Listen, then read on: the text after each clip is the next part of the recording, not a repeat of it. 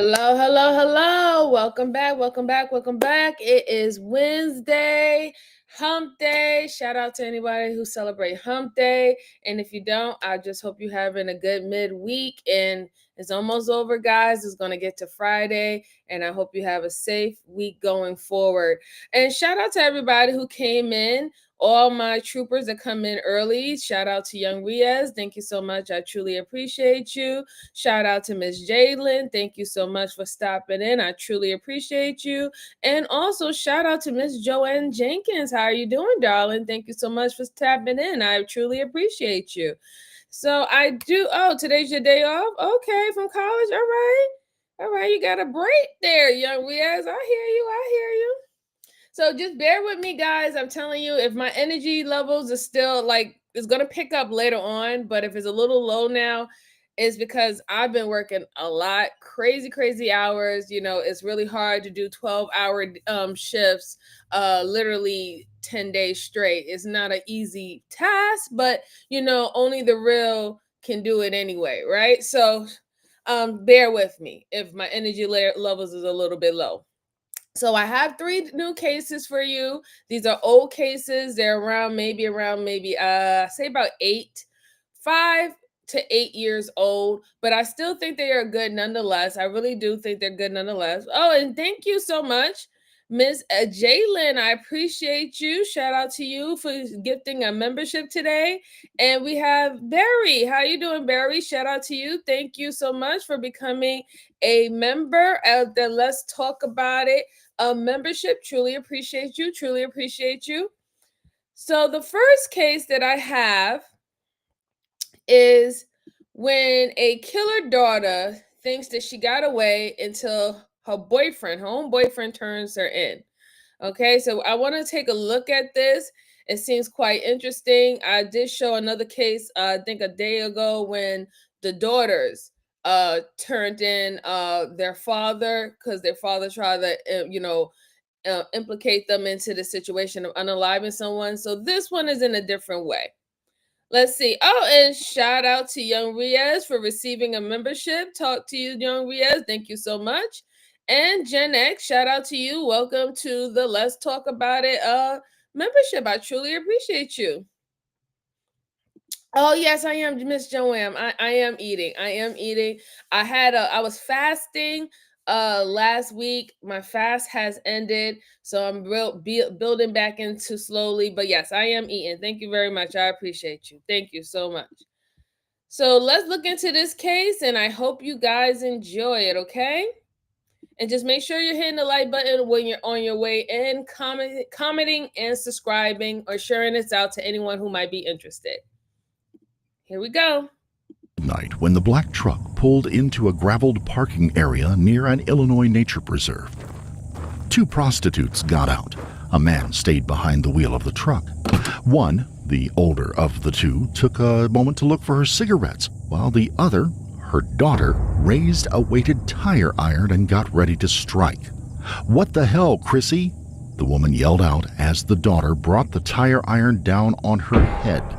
In moments, the younger had dragged her to the ground in a stranglehold, choking her out. She then dragged the woman back into the brush and went to work on her with a short-bladed folding knife. Bloody-handed and out of breath, she made her way back to the truck and instructed the man to drive away. She had orphaned herself in an effort to protect her own motherhood.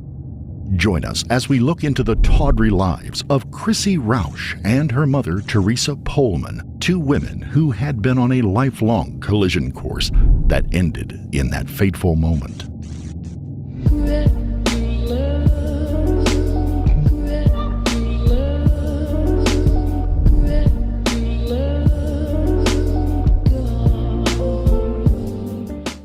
Before we begin, we would like to extend our deepest sympathies to the family and loved ones of Teresa Pullman. Macom 911, what's your emergency? Yeah, I would like to report a possible dead body found out by the Maple Grove Nature Preserve. And have you seen the body, or? Yeah, we just noticed it. We're on our way out, and we didn't notice it when we came in because we're leaving the same place we came out at. And I just saw something red over to my right, going down the trail, and I was like, looks like a person laying there.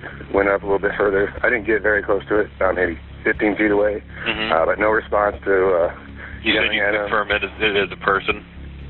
Yes. Okay. Looks like they're wearing a red tank top. Looks like a female. Red tank top with looks like blood all over her chest too. Okay, you said red all over her chest, like the shirt's not red, but the shirt's red, but yeah, there was like looks like apparently blood or something on her chest that was exposed. Okay, are you willing to go up closer to see what's going on, or do you not want to get up close to it, or? I guess I can trudge up a little bit closer to see what's going on here. Okay, it's up to you. You know, I don't want to make you do something you don't want to do, but if we can check on her to see if, you know, maybe she's still possibly alive, or if there's anything else. So. Gotcha. No response. Looks like her throat's been pretty messed up. What's that? Looks like her throat's been pretty messed up. Like I said, there's blood all over her top part of her chest with her red tank top. Okay, does it look like it was maybe cut or what? Can't really tell, her head's in the way, but oh man, it looks like it might have been cut. Okay. Do you see any weapons laying around, or? No, I sure don't. Okay. Okay, can you tell, does it seem like it's been there a while, or? Yeah, there's flies starting to gather around. Looks like she's got holes in her shirt too, so she may have been shot. Okay. Deputies and investigators from the McLean County Sheriff's Office were quick to the scene, and they found the body of a middle-aged woman who had been beaten and stabbed multiple times. She had no forms of identification on her. The area was quickly cordoned off, and investigators from the Illinois State Police would also lend their assistance. That evening, the Sheriff's Office would send out pictures to the local media of a tattoo and a necklace the woman had worn in hopes that someone could identify her. By the next morning, they had received a number of calls, including one from the woman's own parents.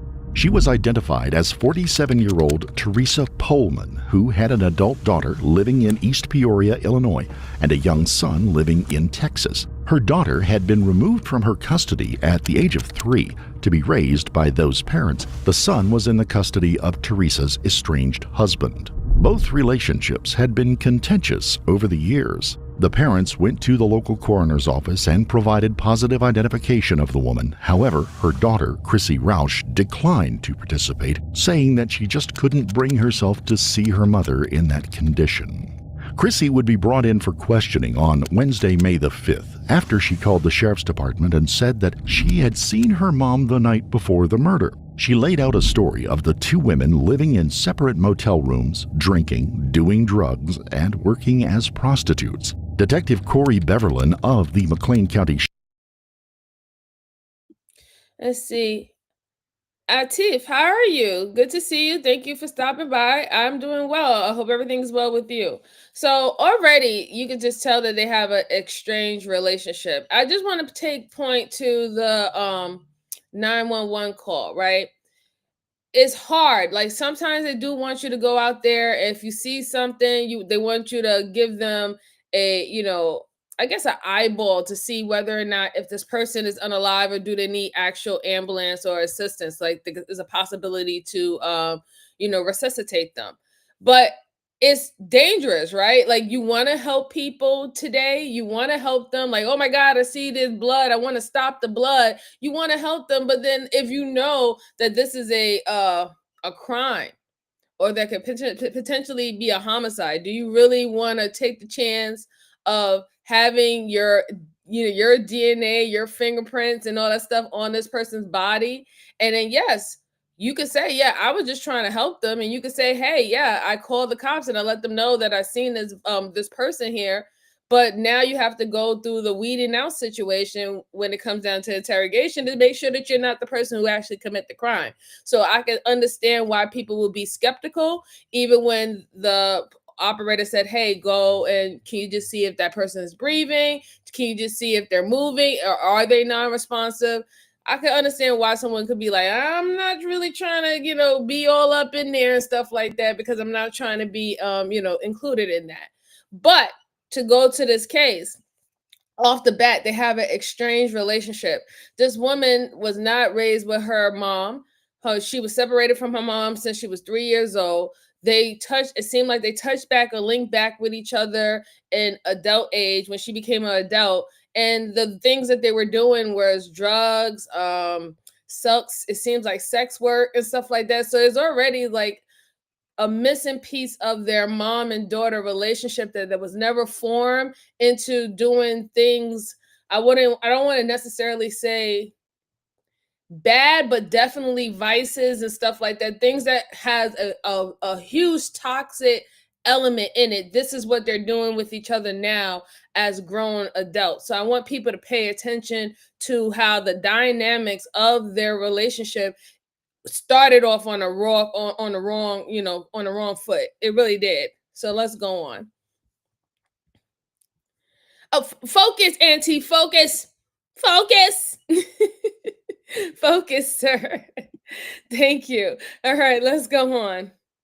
Sheriff's office would conduct the interview. At this point, Christine was not a suspect in the case. So obviously something happened to your mom. You're aware of that, correct? That's why we're upset. Pretty kind of aware of that one. Okay. I know that you've been with your mom this past week. Could you just try it as hard as you can and walk me through how that all started, what's been going on, and like I said, I'm here to help you and to help her to figure out what happened. And I think you can help me out a lot because you've been there the last week. So how did this start? She came to Bloomington because the train station was here and she was going to drop my little brother off, but his father decided just to come get him, so she got a room at Red Roof. Okay. She made a page on Backpage with her face and everything. And so she had men coming in and they were not... They got her back on shit that she had just come clean off of. So she was smoking again, like, and there was, I don't know if it was heroin, but a little brown, like, ball, like, it was like chalk, almost like chalky, but she did say she had that. That night, she had a visit in Hayworth. She said she had a ride back. And me and her don't. I can't watch her drink and then she gets mad at me, so I couldn't handle it, so I had to just... And it was the 4th of July, I have the divorce papers, so I figured why not just... But other than that, we stopped at the gas station to get her cigarettes because she was freaking out, and then that was pretty much... That was it. She had a lot of men coming in and out of her room where she was going on visits. Hey, bro, good to see you. Good to see you. Thank you so much for sharing me out. I truly appreciate it. Appreciate it so much, bro. We dropped her off. Shout out to you. Mods, can you drop down Freezy's channel in the chat for me if anybody likes his content? Thank you so much. Around midnight till 3. We were bringing her, but by then I was thinking and she was just telling me directions as to where to go. Christine still acts as if she doesn't know what happened to Teresa. We found her. No, I don't. Okay, on Sunday. I'm just trying to get a timeline. The detective then tries to come to an understanding of what brought Teresa to the area from Texas and why Chrissy was also there. My mom had not a lot of money, so I mean it had to have been bad, but she does this all the time. All the time. You know, it seems like just about every month they get into it and she takes off. There was this... Well, the guy, because I was mad she wasn't answering her phone. She said she had a visit and she wasn't answering, so I went and I banged on her door, and some guy got very angry because he thought it was the cops and like slammed her against the wall. Started freaking out on her. When was that? About 4:30, 5 o'clock that day, that whole... So Saturday, So, okay, here, I'm going to stop you and just so I'm clear. So you dropped her off in Hayworth on a night, overnight one night. I don't know Bloomington, Hayworth. Okay, so a small town outside of Bloomington? Yes. And then that guy brought her back. Did he stay with her at the hotel? She said she had a ride back. She had a ride back. Who it was? That was the last time I saw her. The person that brought her back, did you see her actually get back? No. She never came back? No. And I was drinking. I was tired of babysitting. From her using whatever she was using and he got away worse and started using again. And now I left and I stopped babysitting and now she Did you see the guy that you dropped her off? I will admit fully I was trashed. I was trashed. Who drove her? His name's Matt Isbell. Okay. A friend of yours, right? Yes. Okay. I couldn't handle her anymore. Like, she just... Where's Matt at? Is he from here? He's from, East Peoria, Market Heights. Okay. It's becoming obvious that there's more to the story, and Chrissy is having some trouble keeping the days straight. Yeah, I just wanted to let that play through, guys, and I'm going to continue to let it play through so y'all can make up your minds for yourself. But I'm not really buying her story. She's making it seem like her mother was just very hard to handle type of woman. She's always doing these crazy things. She was heavily starting to get back into like sex working. And there's so many men that was in and out of her life and pretty much helping her keep her habit of taking drugs. But when I hear this woman, she looks like she takes drugs herself, right? Then the cops said earlier, or I will say not the cops, but the video essayist said that her and her mother were both doing the same thing. Her mother was using drugs. She was using drugs. She was doing back, what is it called? Back page. She had a back page. So they was doing some form of sexual work. So it's like you trying to crucify your mother's character, but you're doing the same thing. And you was with her the last time. And then to add on, a lot of the things is not adding up. It seemed like the more that she tries to cry and seem that she's so upset and heartbroken, the more she's trying to give herself time to add more people into this situation, and she's not even getting like the locations correctly either. So I just wanted to point that out. And no problem, Freezy, no problem. I should have gave it to you a long time ago. No problem, sir. And hey, Bruce, how are you? Good to see you. Good to see you. Okay, guys, let's go on. Let's see what else she has to say. And she tells him of having run-ins with the clients Teresa had brought to her room, including one who had slammed her mother against a wall during an argument. Before leaving the room for a few minutes, the detective checks to see how Chrissy is holding up under the news. Are you doing okay? For a moment. It's kind of hitting. I'm sober, so I mean. I understand. You take your time. I'd like to know what. Did she overdose? I can't discuss any details about that right now. I threw away most of it, so I don't. You threw away most of what? What she was using.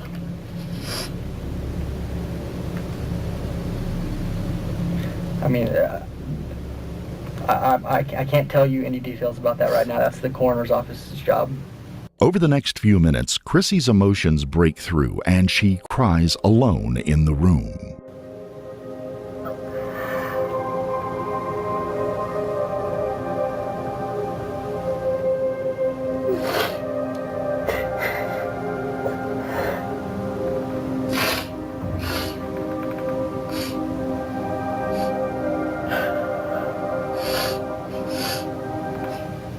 When the detective comes back, Chrissy leads him through a story of what happened the night before Teresa's death, how she and her friend Matt Isbell had taken her mom out to meet up with a client, but they had stopped at a gas station along the way to make some purchases. Did you guys stop anywhere in Hayward? Gas station. You stopped at a gas station.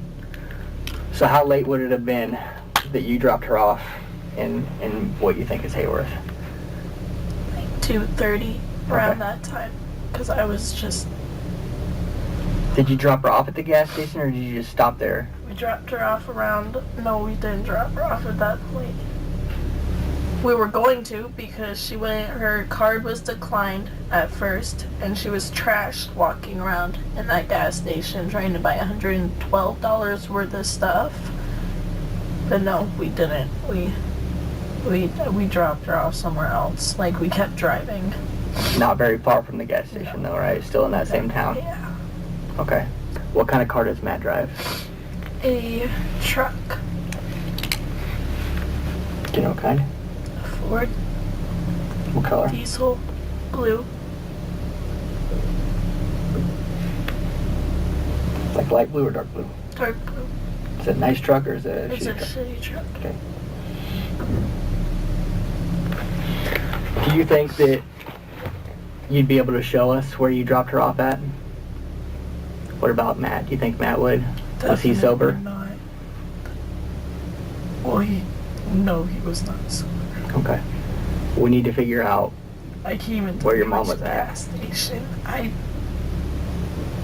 can't even see which gas station. I have no idea. Were you guys on your phone at all? Did your mom have her phone with her when you guys dropped her off? She had a phone. She had a phone. Okay. I'm not believing this lady. She's saying that she doesn't even know what gas station she dropped her mom off at. Really? You told them that it was Haysworth. So there's probably only maybe 3 or 4 gas stations around that area. But now you're saying, I can't even tell you what gas station I dropped them off. Oh, well, was any one of you guys sober? Yes. No, none of us was sober. So we don't even know where we dropped her off. That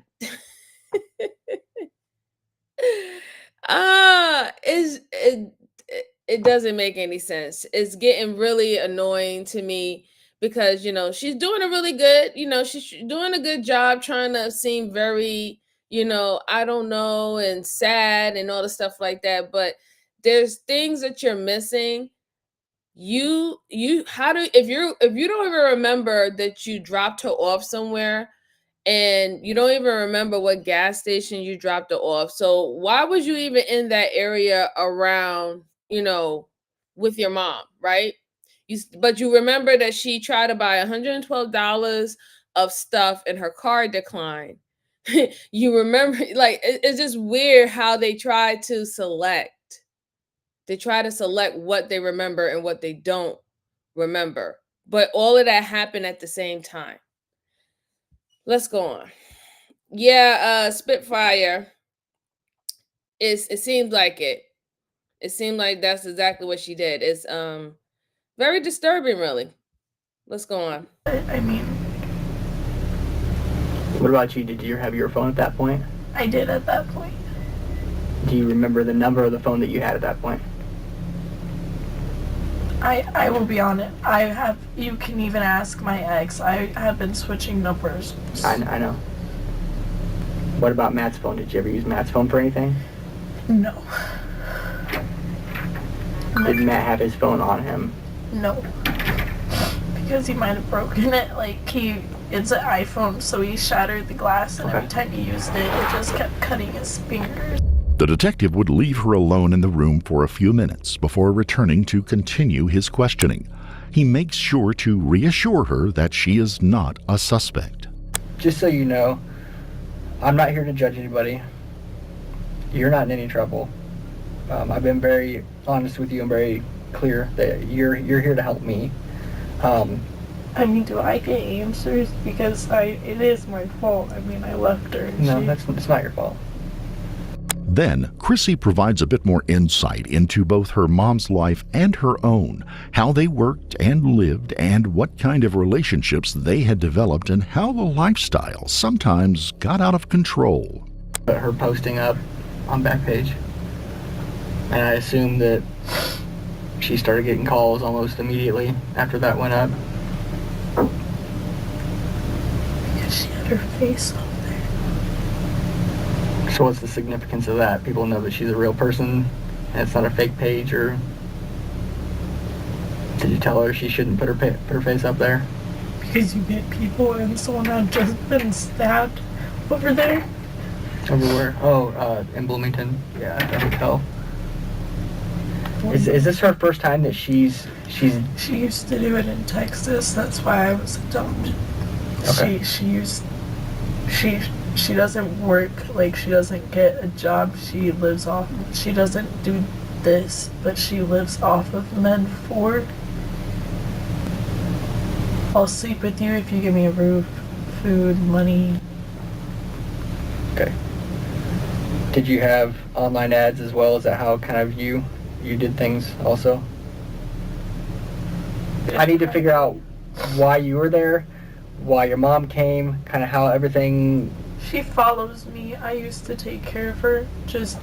Because you guys lived together in Morton for a little while before she ended up having to go back to prison. Heavily. And I try not to get her, so she's not... I don't want her going back, and I try to have a relationship with her.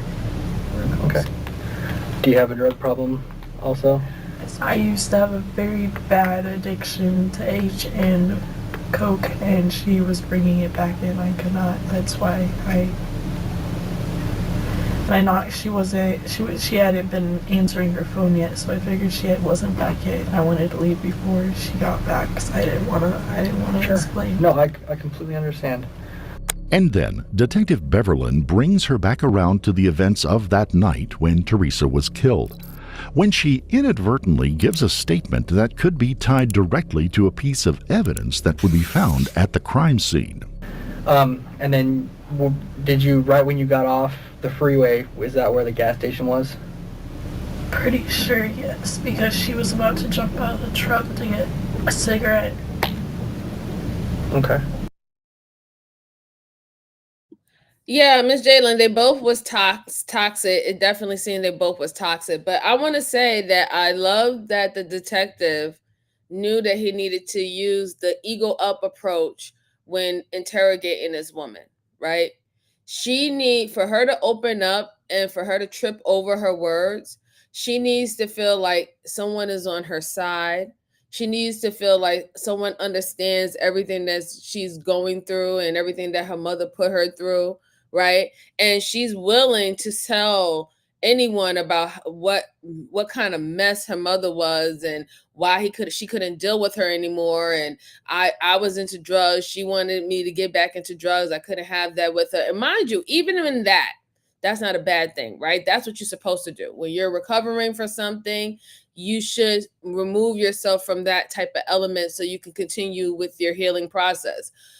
But the way how she's talking about her mom when it comes down to the back pay situation and with the drugs and with the different type of men that they had in and out of their life or living with each other, ma'am, you was sitting up there doing that with your mom. Y'all was both tag teaming doing this at the same time. This is not something that your mom was doing that you caught with and you questioned her in the house. No, you were literally on the street doing the same thing that she was doing, actually working with each other like a team. So the detective knew that he had to take that approach with her to get her to open up more.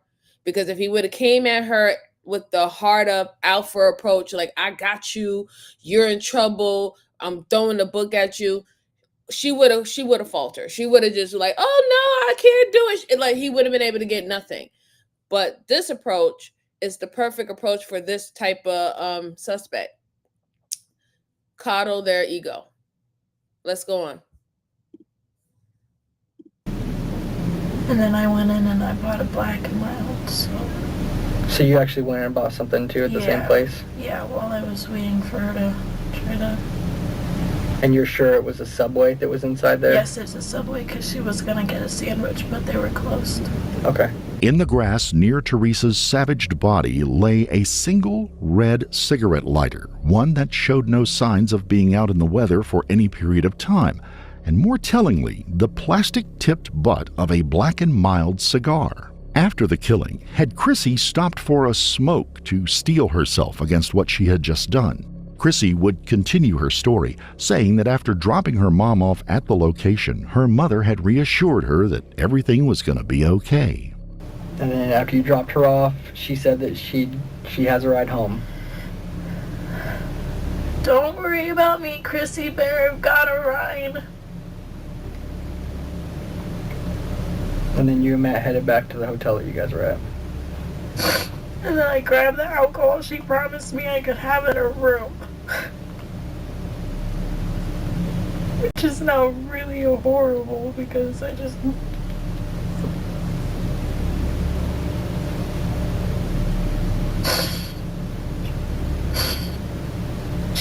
She doesn't even like Crown, and she got that bottle from me.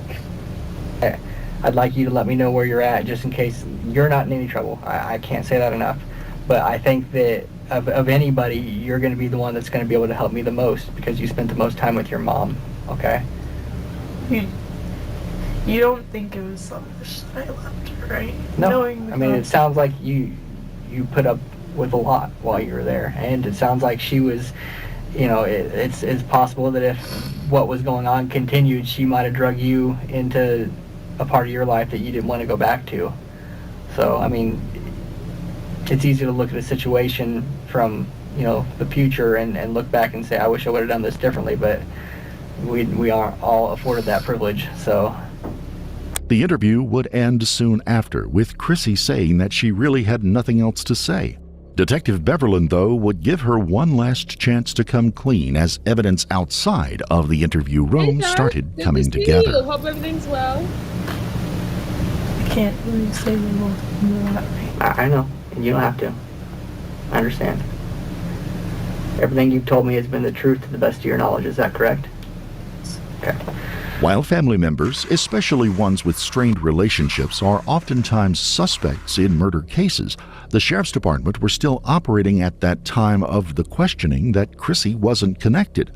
While her interview would place her at the scene of the crime, tell of a difficult week between the two, and provide one piece of linking evidence, there was something else that had come up, not during the interview, but before it.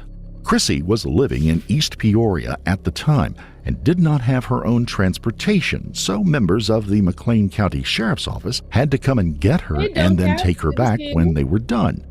On the ride to the Sheriff's Office, Chrissy had sat in the front passenger seat while Detective Morgane Trickett sat in the back seat directly behind the young woman. In her police report of the incident, Detective Trickett said she noticed scratch-like cuts on the base of Chrissy's neck on the left side. A small cut on Chrissy's right hand little finger would also be noticed, and that cut would be explained later that day as Matthew Isbell was brought in for questioning. Matt, just 20 years old at the time, was a friend of Chrissy, although apparently a very close one. The two drank together and smoked weed, but according to him, they did not have a sexual relationship. During an interview with Deputy Dave Fritz, Matt would say that he had traveled to hang out with Chrissy on the night before Teresa was killed. He had rented his own separate hotel room away from where the two were working and had shown up because Chrissy had the night off. And then, during the interview, Matt did the unexpected. At first, Matt told the deputy that he had driven Chrissy and Teresa to the site that night and dropped them off. Since they were there so Teresa could be picked up and head off to a party, he didn't want to stay around, so he drove around for a bit before coming back.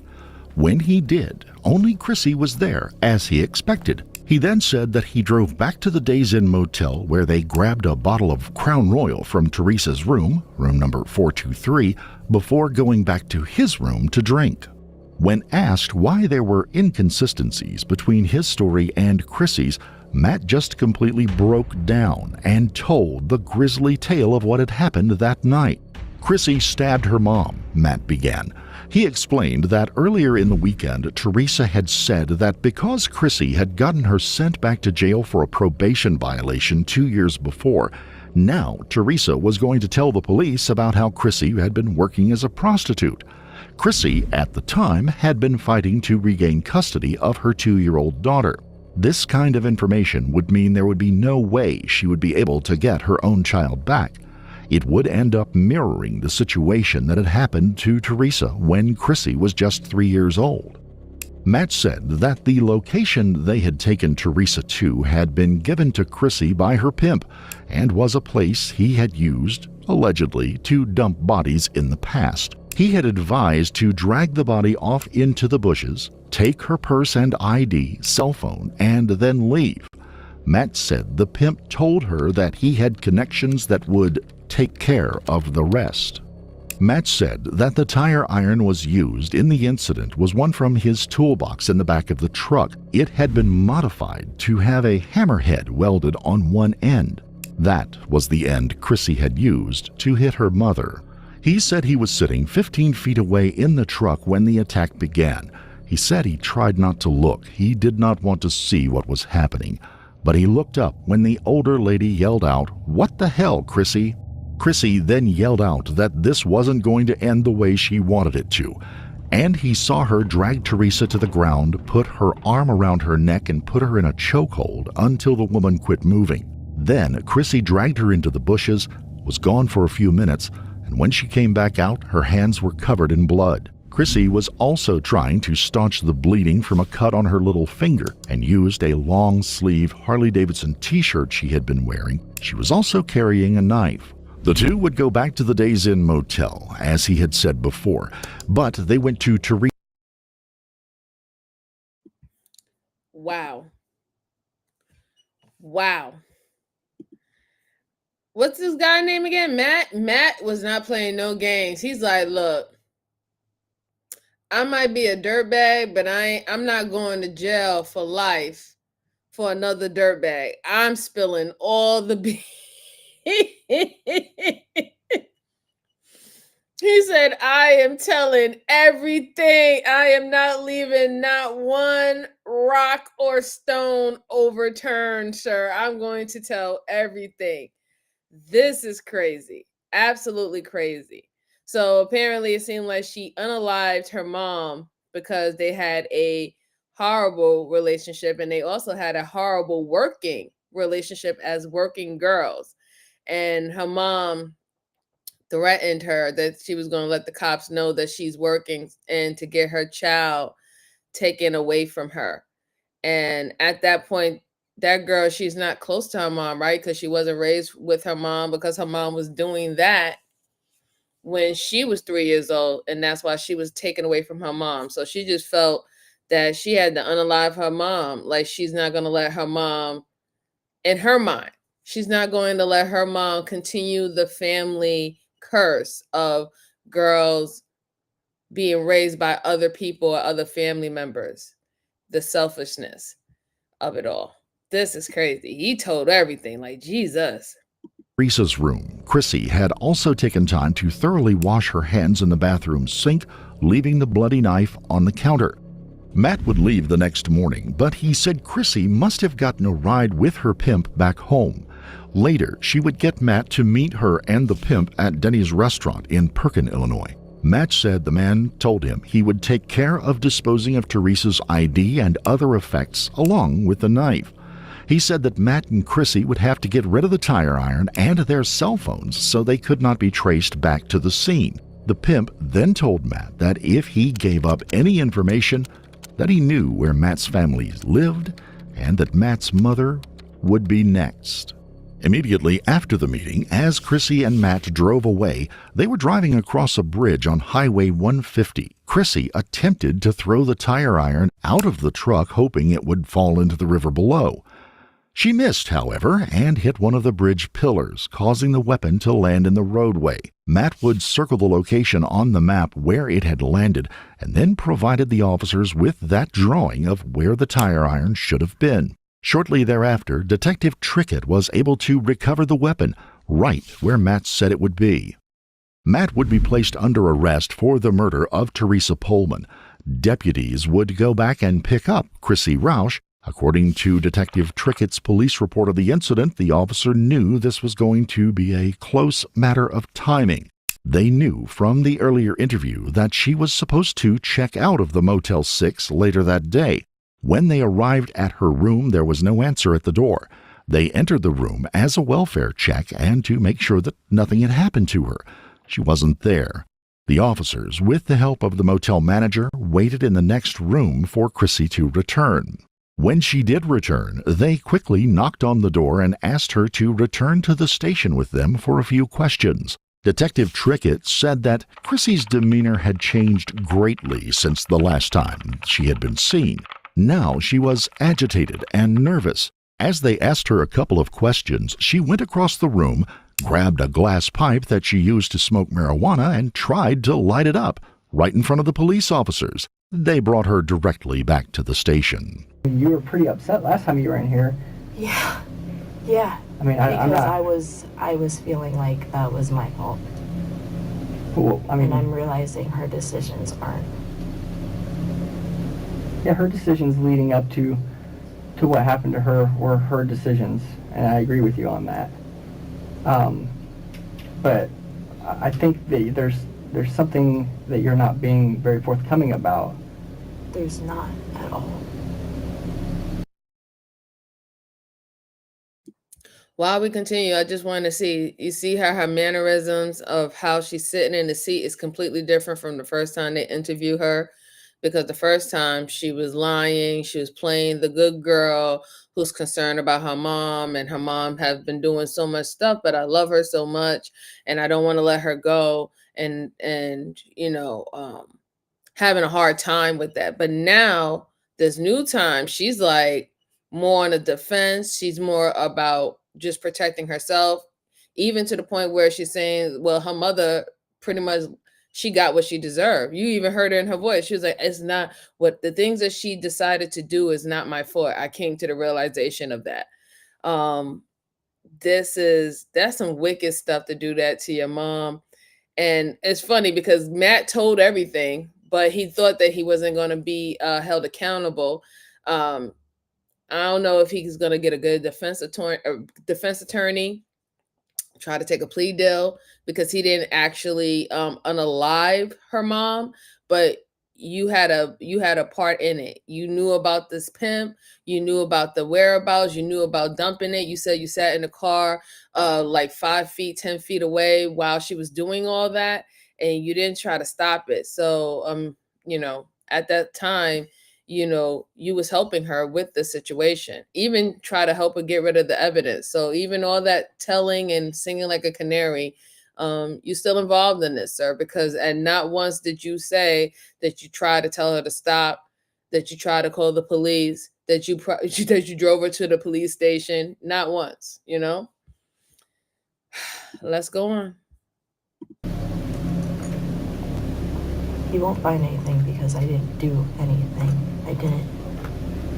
Okay. I know you're trying. I don't have anything for you. I think you do. Okay. And I think deep down you want to let me know. But I certainly can understand why you'd be scared about it. I'm scared about what? I think you're not being honest about what happened. What happened to your mom? I agree. As a matter of fact, I'm pretty positive that I know that you're not being honest with me about what happened to your mom. No. Okay. Just to kind of give you a little taste of what we're talking about, I mean, cell phones, whether the physical cell phone itself is destroyed or not, cell phone records, call history. Hey, howdy. You're absolutely right. Tower. Lawyer. Lawyer what? I want a lawyer. You want a lawyer? Okay, so you don't want to talk to me anymore? Okay. Do me a favor, just stay put for me, okay? Detective Beverlin would leave the room, not just to shut down the interview, as the request for a lawyer normally does, but also because he noticed Chrissy digging at her fingernails during the interview. He immediately had a team from the state CSI office come in and place paper bags over her hands. They would later take trimmings of her nails and swab her hands to see if they could find any traces of Teresa's DNA.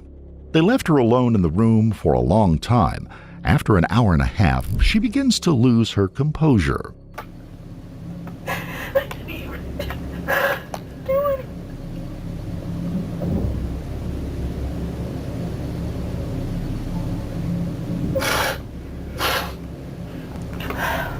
You're very close, Howdy. Don't even worry about it. I understood exactly what you meant.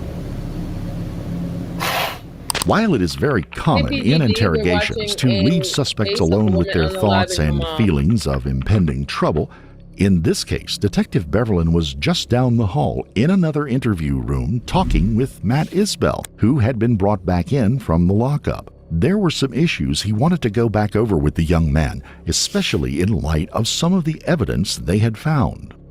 There was some possible, blood-like substance on the front of your shorts. Is there any explanation for that? Right there. Possibly. I want to say they said left side. I had ribs that night and it was barbecue sauce. Barbecue sauce? Okay. Yeah. Where'd you have ribs at? My mom's house. Okay. The ribs are still in the fridge. Okay. Well, very good. All right. You don't believe that you got any blood on you? I know that you already told him that her DNA shouldn't be on you because you already explained your involvement. Yeah. Any other explanation as to why there could possibly be any of Teresa's blood on any of your clothing? No. Okay. Officers from the McLean County Sheriff's Office and the state police had searched the home he shared with his parents and his Ford F-250 pickup truck after receiving warrants. Within his bedroom inside the home, they found the clothes that he said he had worn that night, along with a knife similar to the one he had described Chrissy as using on that night.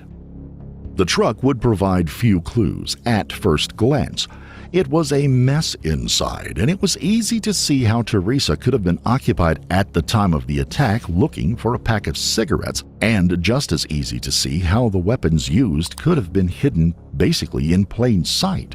Tellingly, though, certain parts of the passenger car seat and the passenger door where Chrissy would have sat after the killing did show trace amounts of blood, only visible under black light after being treated with luminol. During this time, the CSI team enters Chrissy's room and began taking photos of her for evidence, paying attention to the spot on her neck where she had the scratch, as well as the injury to her finger. She is then provided with jail clothes. After the officers leave her alone, the full weight of what is happening seems to come crashing down on her. By this time, Chrissy just wants to know what's going on. She loses her composure again after being left alone, but she would soon find out what was happening on the other side of that door. You make there and put your hands back through your sleeves.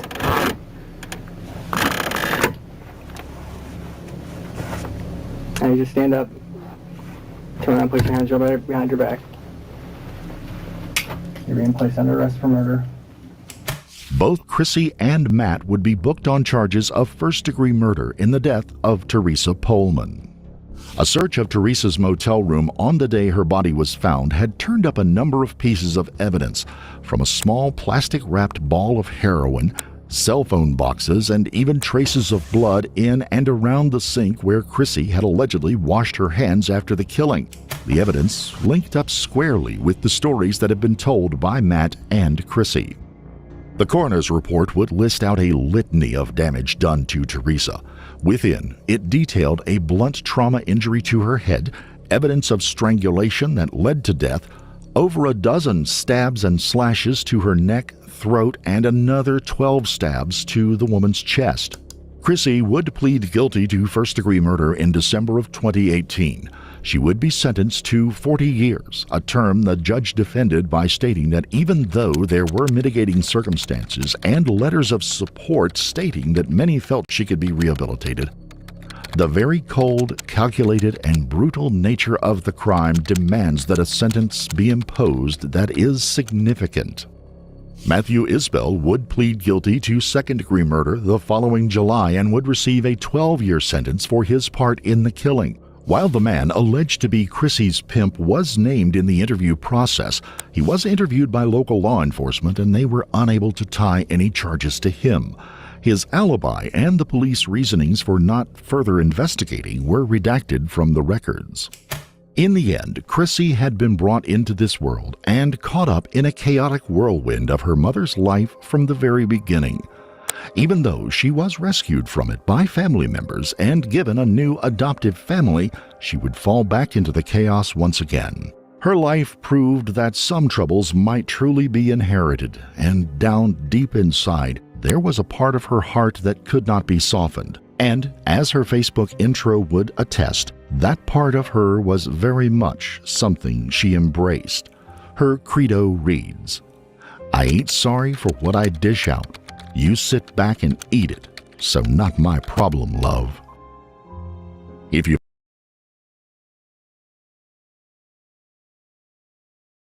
That was that was serious. That was like a serious situation. I was expecting that, but it was a lot deeper than what I thought it was. The psychology of the whole situation. She had a deep-seated hate for her mom. She spiraled out of control. And I guess they was trying to pretty much say that some things are hereditary, this loneliness, this type of not being able to trust someone, this form of abandonment. But the way how they described the mom's wounds, you know that it was really, really personal. Like that person, her, really hated that woman, really hated that woman. It wasn't just, oh, I was trying to defend myself. It wasn't just, oh, you're ruining my life and I need you to get out of my life because I don't want to go back to doing bad things. No, this is someone who literally thought about it and really wanted to show her mom in the physical form how much she loathed her and how much she felt about her upbringing, being raised by somebody else by the age of 3 years old. It's really, really sad. Yeah, that's a really sad one. Shout out, a rest in peace to that lady. It's a very, very sad situation.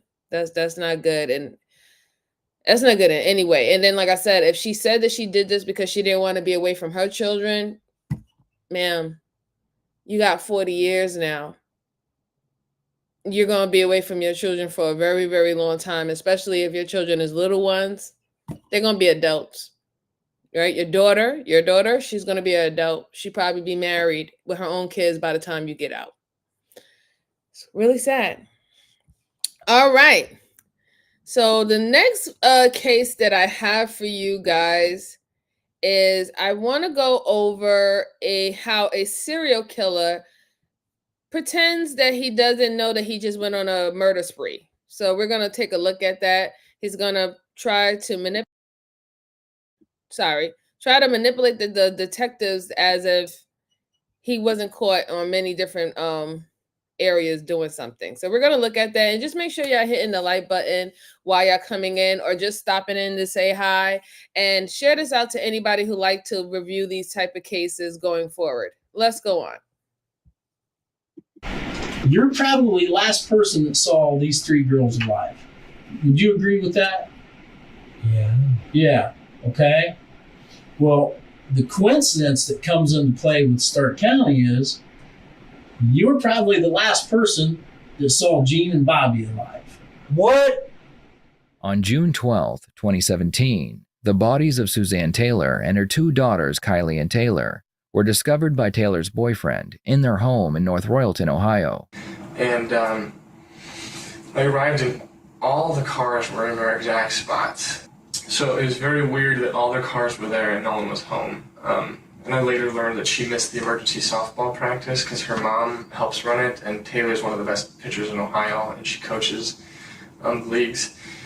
So I knocked on the front door and was yelling her name because I was concerned that her mom was holding her there, not letting her go anywhere. And no one would answer, and the dog wasn't barking, which is very strange because they never take the dog anywhere. So I circled the house. All the blinds were shut, all the windows were closed to what I saw. And I was really concerned. So my father, because we do house reconstruction and stuff like that, oftentimes they don't give us keys. All the outside bars and padlocks are locked from the previous owner. So for that reason, I have a lockpick set that I use to get into those for demolition and rehab purposes. And they have a Latin saying in law, what is necessary is legal, and for either medical emergency or to help her, I decided to picklock the front door. which was very easy to do. It was locked, it was deadbolted, which is only done from the inside. And from what I've heard, her mom didn't give a key to anyone except for her girls, not even the landlord, because they wanted to list the house. I heard she wouldn't even give them the key. So the lock was a very cheap lock, easily opened. How long did it take you to open it? 3 seconds. I just slid in the pick and it opened right up. And then I had to use a screwdriver because I know that that deadbolt is very sticky and tight, so I just turned the tumbler with it. And when I walked in, I heard the dog barking from Suz's closed bedroom door, which was never latched shut. She would always swing it closed when Scott was there when she was changing, but it was never latched shut, not one time. So the animals could get in and out, and I found that very strange. The house was silent, the lights were on. You could hear the AC running. It was kind of damp and had a musty smell. And I opened up the bedroom door, and there was a comforter covering the entire bed. But judging by the build, Kylie wearing a teal blue shirt, her arm and leg were hanging off the side of the bed. I knew that they were dead, at least one of them. The bed didn't look right. I assumed there were others there, but I couldn't bring myself to look. So all I touched was the door handle walking in, the screen door, the main door, and then her bedroom door, and then I turned right around and walked out. Didn't touch or look at anything else. I couldn't bear to do it. So the whole time I was on the phone with Scott, which was her previous ex-boyfriend. At what point did you call him? Scott was Suzanne's ex-boyfriend. The couple had parted ways months prior. However, Scott continued to try and mend their relationship. He stayed in contact with Suzanne and her daughters up until they suddenly stopped communicating with everyone. Other things that I should have noticed was when I knocked on the door, I didn't hear Eris. Eris is her dog. And normally you knock on the door, Eris will go and start barking. And Eris didn't bark. And I thought... I agree with you, YT. Kimberly, yeah, I agree with you. Sometimes people give too much information because there's two reasons why. They can try to make themselves look very innocent with all that type of detail, or they do it because they're anxious and they want to make sure that they're not included into this outside of what they are actually included in. And this is the time when detectives have to decide whether or not is this person being forthcoming because they are actually just a bystander that witnessed this and call 911 and let everybody know, or are they being given all this detail because they're trying to fix the narrative on what they want them to believe, how everything played out. So this is their time to decide that. Yes, Flora's nervous. Yeah, they do it because they're nervous too. Let's go on. Well, maybe I just didn't knock hard enough, but I didn't think it was a big deal. And I had the thought of going out over the window and looking in, but her bedroom window before I accidentally locked her out. And she climbed in through the bedroom window once, so I figured I could go in there. But the kids were with me, and I was like, this isn't worth getting in trouble for. I should have. Aren't we flowers? So when you went up and you knocked and you approached, so the dog doesn't come, is there anything else that you see or observe? Just the fact that George's van is there, the door is shut, and the door is locked. So her and George had been fighting. We'll talk about that, I'm assuming. Scott tells police that before Taylor's boyfriend discovered the bodies, he had gone to the home to see why his calls were going unanswered.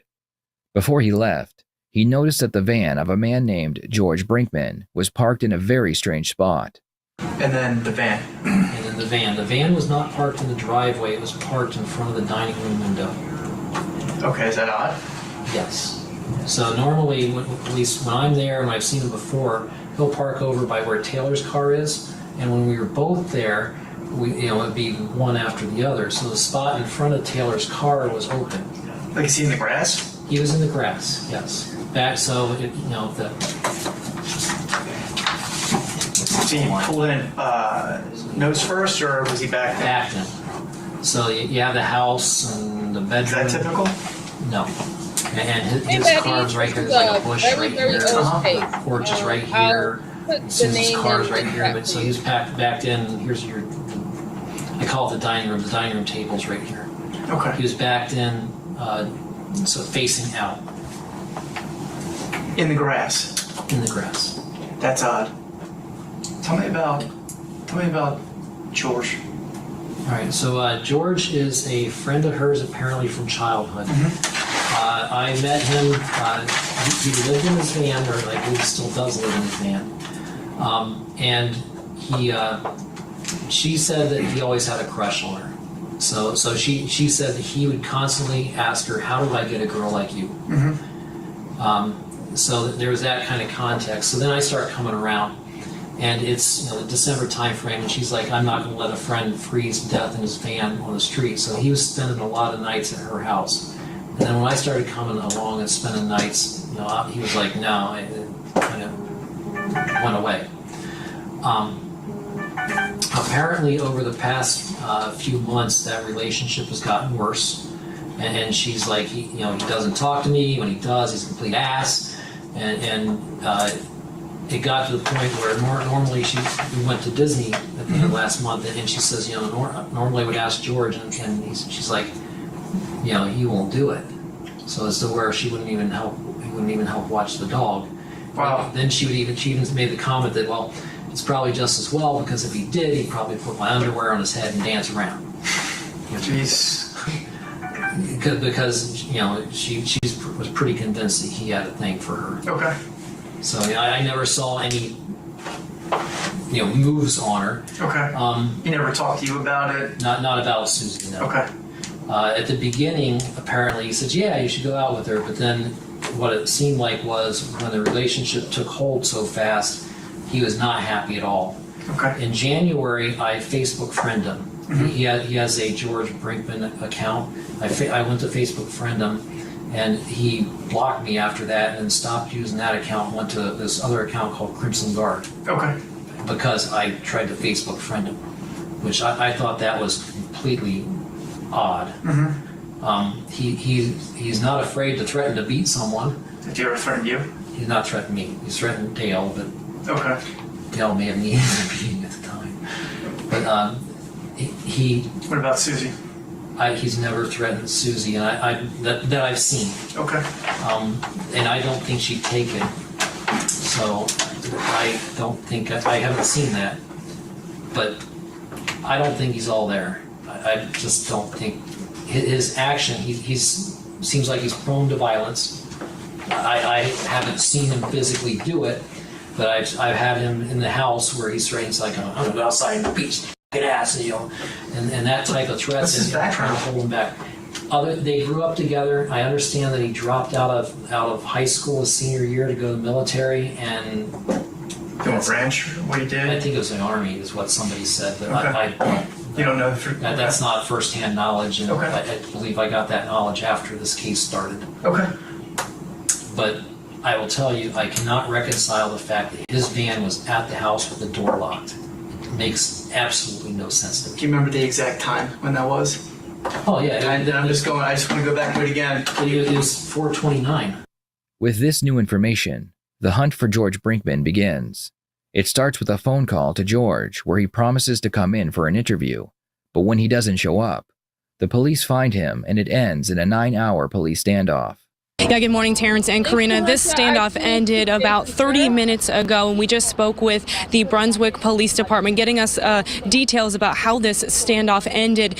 They tell us that the SWAT teams did a tactical entry into this home here on Valley Forge Drive in Brunswick. They say the front door was unlocked, and the man inside, they have now identified him. His name is George Brinkman. He is 45 years old. They are now naming him as a suspect in this North Royalton triple homicide. They say they went into the house and they got him out peacefully. He walked out of the house in handcuffs. There were no shots fired in this, but they do say that that George did have a pistol inside the house during this 9-hour standoff with police. When George was finally in custody, the police put him into an interrogation room to see what he has to say. I'm gonna pull a seat around for you here. Sorry. That's all right, man. That's all right. We'll have a seat over here. I got you some water. Would you like some coffee? No, Pepsi's what helps keep my blood sugar regulated. Okay. Do you want to sit tight for 2 seconds and I can see if I can get you Pepsi? Yeah, that one. So, When you get to that Pepsi, if you feel like you're hungry or something, because I mean you got the diabetes, please let me know. If you'd like to use the restroom, please let me know. They're gonna look around and see if somebody has a cigarette, and we can definitely take a smoke break later. Is that cool? We'll work on that. That part is kind of a work in progress. The detective knows that George is a very aggressive person, so they begin the interrogation by being as friendly as possible. They remove his handcuffs and offer him a drink and promise him a cigarette. So we can just talk openly. If you want to stop at any time, ball's in your court. But I'd like to just kind of discuss what's going on. And so the detectives know that this man is dangerous. I'm kind of surprised why they actually took the cuffs off of him, right? But I guess they want to really get a confession from him. So instead of them taking the alpha, who's the big man in the room approach, they're going to take the buddy, lay back, we're going to make you comfortable, and they're going to try to get that information from him in this way. However, I personally believe that it's still very dangerous to take the cuffs off this gentleman because, you know, there's a thing called psycho strength, and people don't believe it, but there is a thing called psycho strength, right? And he looks like he can take both of them if he really want to, right? If he's really in that state of mind, it would be very easy for him, right? Outside of them having an actual weapon on them in this room. But I'm glad that they're taking this approach to him because they really want him to confess to the things that he did. Let's go on. why you're here, and I'd like to know why I'm here. I mean, well, can we start with this part so we can discuss things openly? And if I sign that, it's not going to come back and say, well, you said you didn't want an attorney, right? You can stop. You can stop at any time. Yeah, at any time. So just sign right there. I'm not used to this. You do lefty. Can I ask you a question? LaDonna, but at least one cup. I'm not going anywhere. I think maybe they might have the left get you more cup. comfortable. Okay, I told the officers. Yeah, they have the left cup still on I him. would never So point yeah, they anywhere don't that I have had both of his them cups doing because the it's job. probably the hand. You're right about that, LaDonna. I have to ask you. That's, you know. Thank you so much, So, Eddie. I respect that. Thank you. Is that more comfortable? I kind of want to just figure out. I hear you, Sue. I totally hear you. Shout out to you. What brought you here today? What is? I guess, and I'll caveat that I don't have a lot of information on that. So sometimes we'll come in and help some of the local PDs with some issues. I'm getting here kind of late in the game, so you can just kind of explain. I guess I was supposed to talk with Detective Rybicki, I don't want to say her name wrong, yesterday, and I didn't make it. I didn't get back from where I was till late. I was tired. I planned on coming in. Next thing you know, I've got officers swarming the door, and So before we go on with his interview, I just want to make something clear, unless a lot of people don't know. There is a difference between double homicide and a killing spree, okay? A double homicide has to do with two people, two or more, but usually it's two people losing their life at the same time in the same location. And a killing spree can be up to two or more people in different locations at different times, right? That is a killing spree. Those are the difference between the two. So it's funny that they're labeling this as a killing spree and not a double homicide, even though they say it right now. But I guess when later on, when we get into the interrogation, they're going to realize that it was an actual killing spree and not a double homicide, because those women didn't lose their life at the same time. They lost it in different locations and at different times. Let's go on. I barricaded myself in. Because you were afraid? Well, yeah, you see a bunch of cops coming, and my biggest concern wasn't for me, though. It was for the girl whose house it was, and the two dogs. Yeah. And once they were safe, then...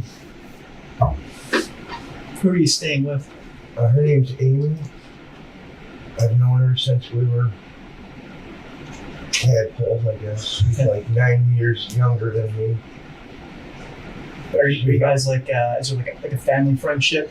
Yeah, it's like family. Oh, good. Okay. Her and my mom.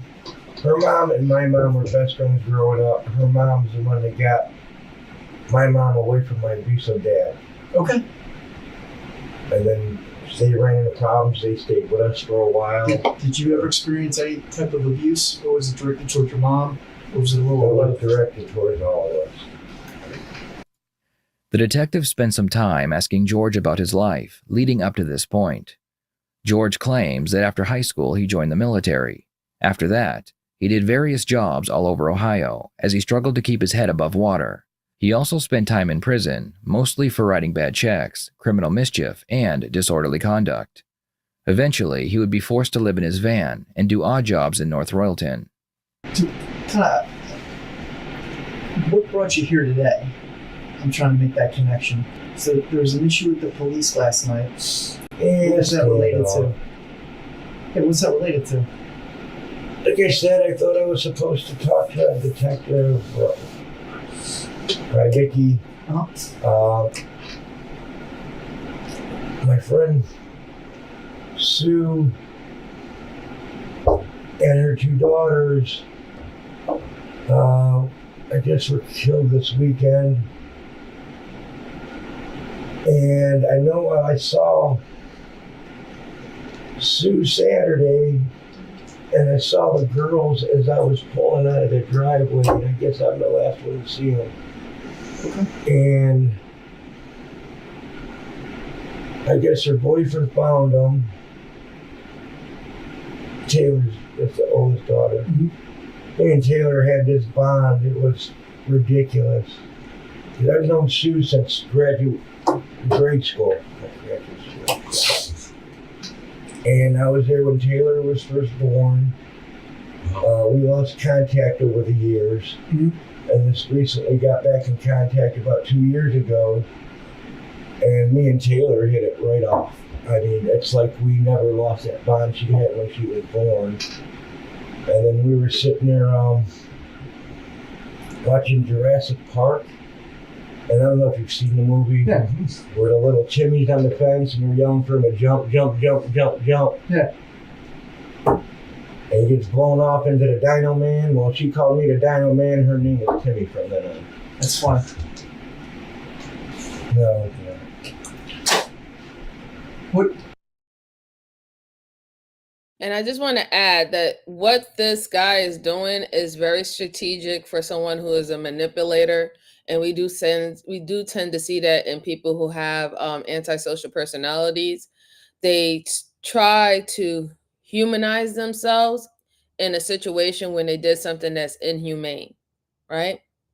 That's what they're doing. They're trying to pull on your heartstrings and want you to look at them as a human, even if you're talking about a situation where they did something inhumane to another person.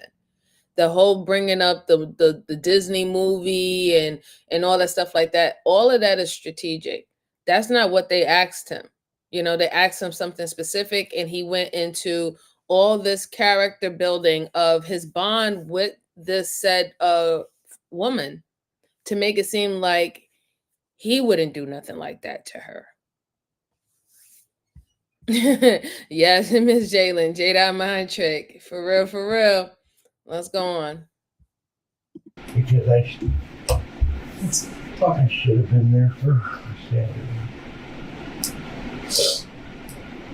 And that was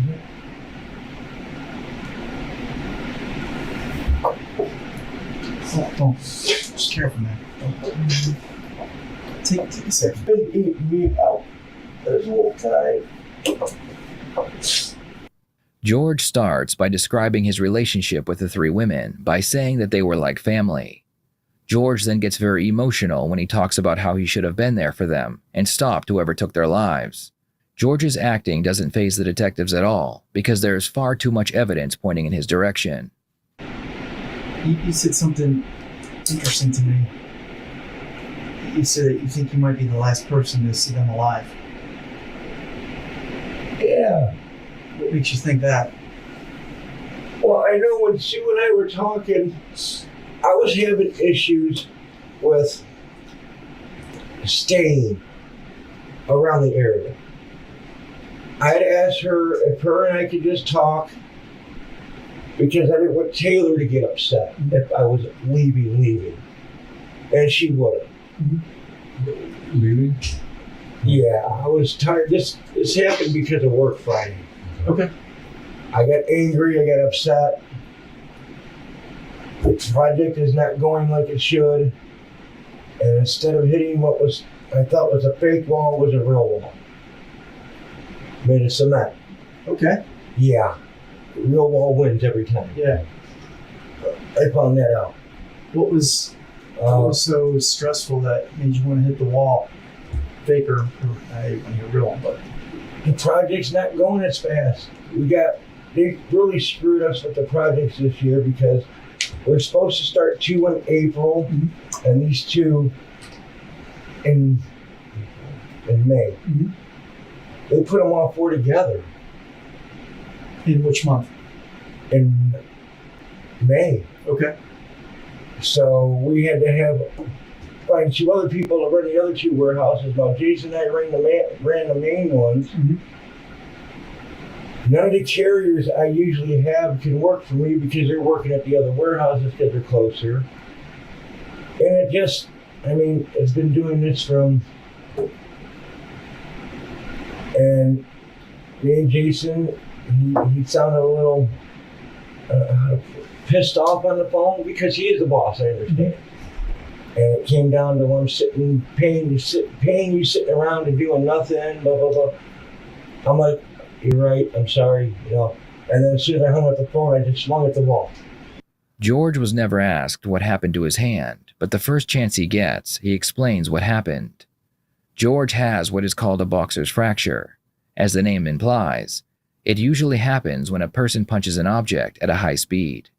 What George didn't realize is that his story makes him appear far more aggressive, and it shows that he has a difficult time controlling his anger. I don't obviously do it often. Yeah. So what you're saying is that I am saying that. Okay. No, it didn't make me go completely bonkers. No, it's upsetting. I hold everything on the inside. And then once in a while, usually with the Skeeter books there, I'll pretend, like I'm boxing because they're soft. Yeah. And that's it. I just turn around and just hit the wall. That was it.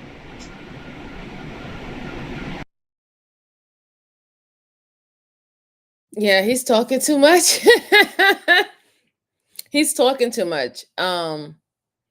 He's trying to excuse away his anger and his poor anger management. And when things don't go his way, it is not making him look better, right? And this is not to say that people who do have anger issues and anger management issues are always aggressive. They're always, they will turn out to be violent in this way. But in this situation, this is not helping him. So it would have been better for him to be quiet, get a lawyer, and let them do their job, right? Let them get the evidence all together and present it when it's time to go to court. Because now you saying that, you have anger issues, that you was last speaking with these women, it's been confirmed that you was sitting or parked around their house or in front of their house or the side of their house, around the time of their death. That does not look good. I don't understand. How do you think that that's going to help you? You're coming in here with a hand injury, because you don't know how to control yourself.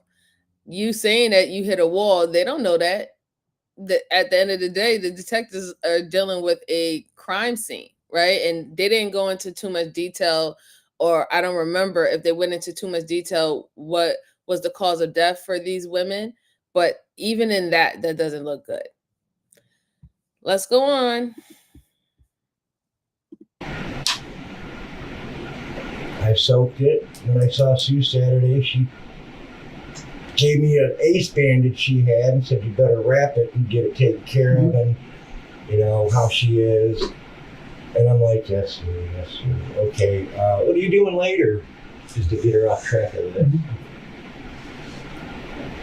With Sue, so Okay, so when did you learn that they were the victim of this tragedy? When I was coming home from North Canton Sunday night. Okay. I think it was, I want to say it was around 8 when Taylor's boyfriend called me. I mean, I texted her during the day because when they go to they have softball on Sundays. When they go to softball, they don't answer their phone. Okay. And what time period is that? I had my phone, I'd have it. Okay. Correct, Sue. Correct. Sometime afternoon. That's all. Okay. I don't know what time their games are scheduled. But I just said, hey, thanks for keeping my head straight yesterday. Yeah. I don't know if you're at softball or not. I can't remember. Give me a text or a message later and we'll talk some more. Okay. And when I didn't hear from her, I didn't think nothing of it because sometimes we'll go a day or 2 or 4 or 5 without talking.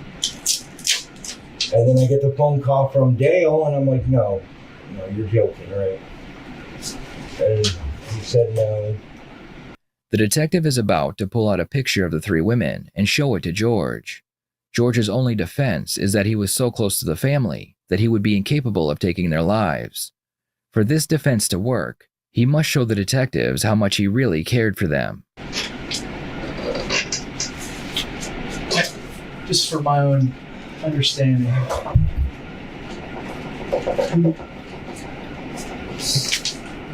Who's who here?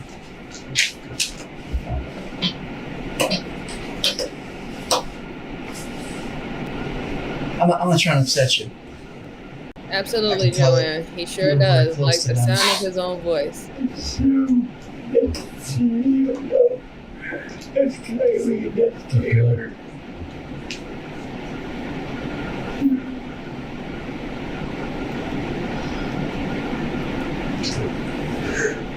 Can you help us by kind of running through that day on Saturday?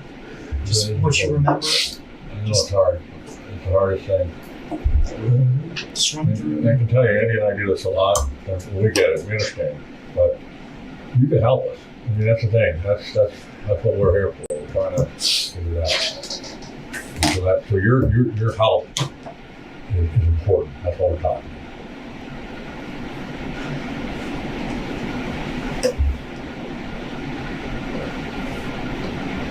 Let me ask you this. Did you see still on Friday? No. No? Okay. So Saturday, you saw Saturday. Okay.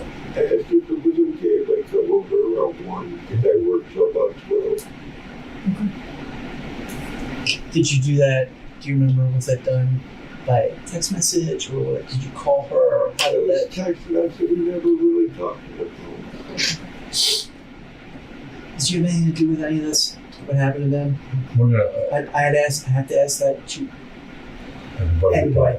I know you're. I can tell that's. No. Okay.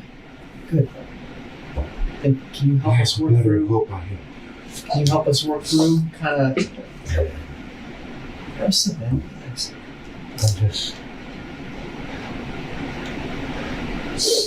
Relax. You understand I gotta ask that question, right? Yeah. George's response to being asked if he was the one who did it is a brief expression of anger, followed by the word no. George doesn't ask why they think he did it, and he doesn't ask if they have any leads on who might have done it. He simply says no. His reaction to the question could be a sign of panic.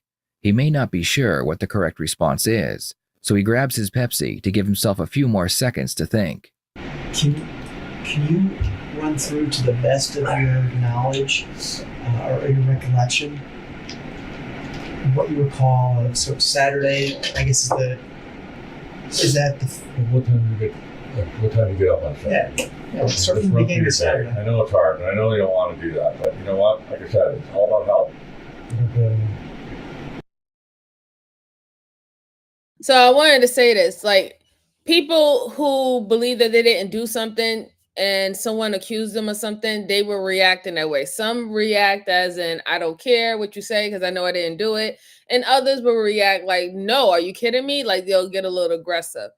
The the problem with this is that the way how he was talking the whole entire time about this, about these women and how close he are and they were like family to him and all the stuff like that.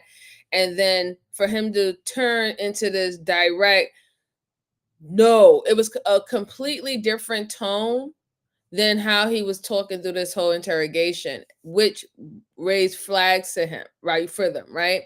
Because he wants them to confirm that he's saying, no, I didn't do it.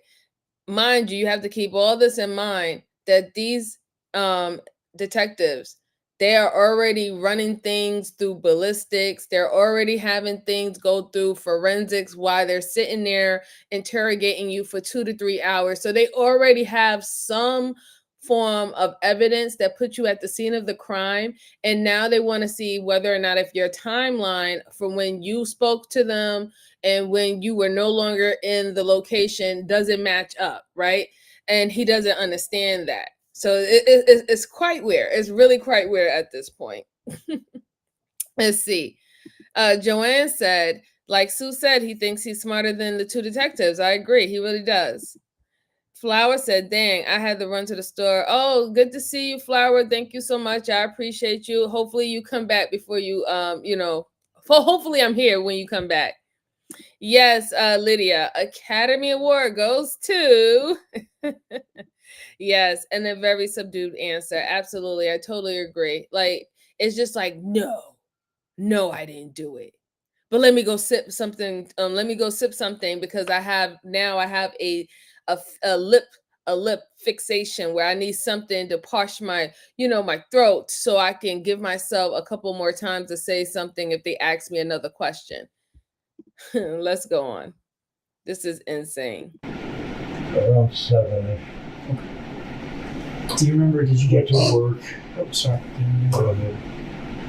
I mean, I had my Monster and my cigarette when I got up. Went to work, opened the warehouse, got everything organized. And then sat there and watched movies on my computer until somebody decided to show up. Holding of the arms. We talked about this on this channel. During that time? We talked about this on this channel. I'm going to continue to play. Folding of the arms. Not being forthcoming. Being defensive. Possibly telling a lie. And mind you, he didn't start off that way. Now when the harder questions come, his mannerisms change. Here we go. Did you look at I'm sure. text messages? You mean them? Them or anybody else? Do you remember? Yes, that's true, Kimberly. Absolutely. When I leave the warehouse, I texted Sue that morning if we could talk.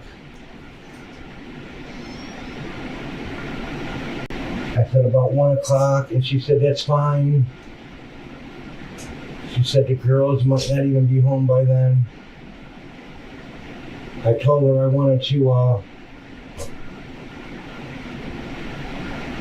discuss what was going on with me and work and with Amy and with everything. Because I don't know, I was just having a bad day and I felt like Amy's house bitch. I'm sorry, but can I have a cigarette? That's good.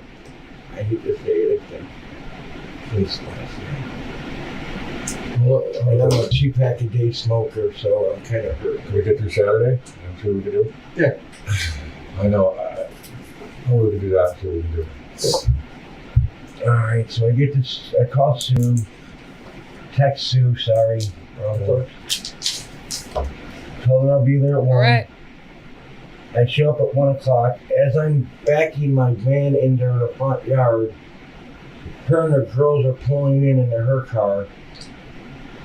And I'm like, oh, all right, I don't really want to talk in front of, especially Taylor. Because Taylor is, she's very sensitive.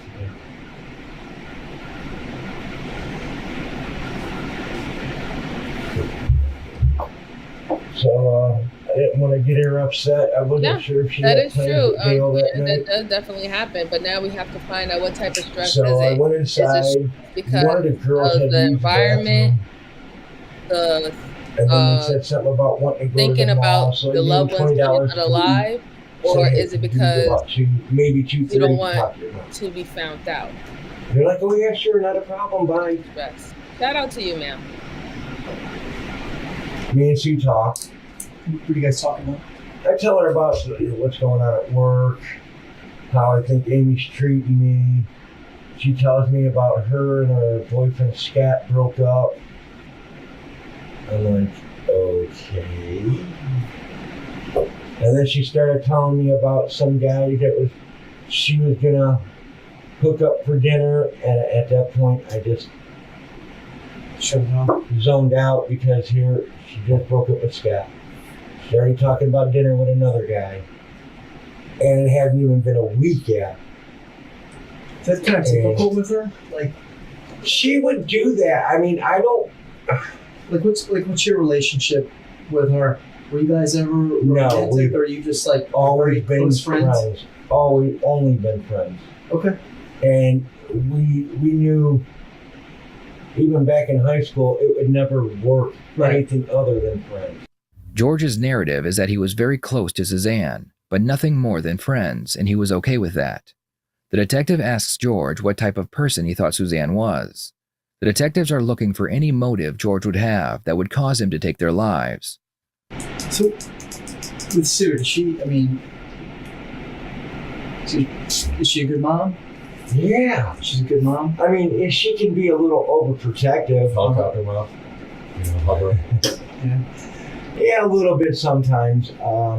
She did have to know when they were in school what time their classes started, what time their classes let out, what time they ate, what time they did. I mean, she was a little too overprotective, but for the most part,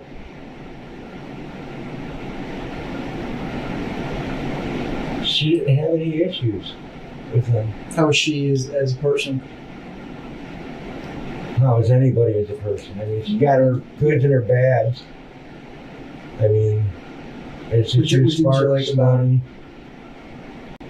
The whole, I hate to say it, but one guy to the other, just because they had money. Okay. Now that's her personal preference. Yeah. But I don't want to hear about it. No. Yeah. You guys have a problem? You're an adult, fix it. And I would tell her that. Hey, fix it yourself. You're an adult. I'm tired of trying to fix your problem. Well, come on. It's like, stop it. Does she come to you a lot with her problems? Oh, yeah. I wouldn't even get a good morning text and be like, I hate my life. I'm like, really? Good morning to you too, sunshine. Yeah. And then she would tell me either her car was having problems, or she was having problems with Scott, or her boss was giving her hassles. It was just something different every day. And when she came back from Disneyland, it's not a, hey, how you doing, I'm back. That was the worst trip ever. I definitely believe and all I you said to got her him was some like, time to think. I'm starting to realize you're never going to be happy. Mm-hmm. At all expense. And all because Kylie said something, she'd never been to Disneyland. A dude looked out his wallet and paid for the trip in advance. Sounds like a good dude. Yeah. I kept trying to get her. I was like, you know what? Maybe you're too stuck up on Dave that you're ruining it with Scott. Mm-hmm. No, I don't do that. And then all I hear is about, I miss Dave. I think Dave traded you in for a short little Asian girl with 2 children. Mm-hmm. You were his side piece the whole time. You found out about it because you found out where he actually lived and went knocking on the door and she answered. I was like, most people would walk away from that and say, you know what, I learned my lesson. Mm-hmm. No. She wanted me to go over there and talk to him. She wanted me to follow him to work. I said, no. That's annoying. I said, no, I can't do that. Yeah. I said, you gotta learn. You gotta get over him. He is not worth it. Scott's a tremendously better guy than Dave ever was.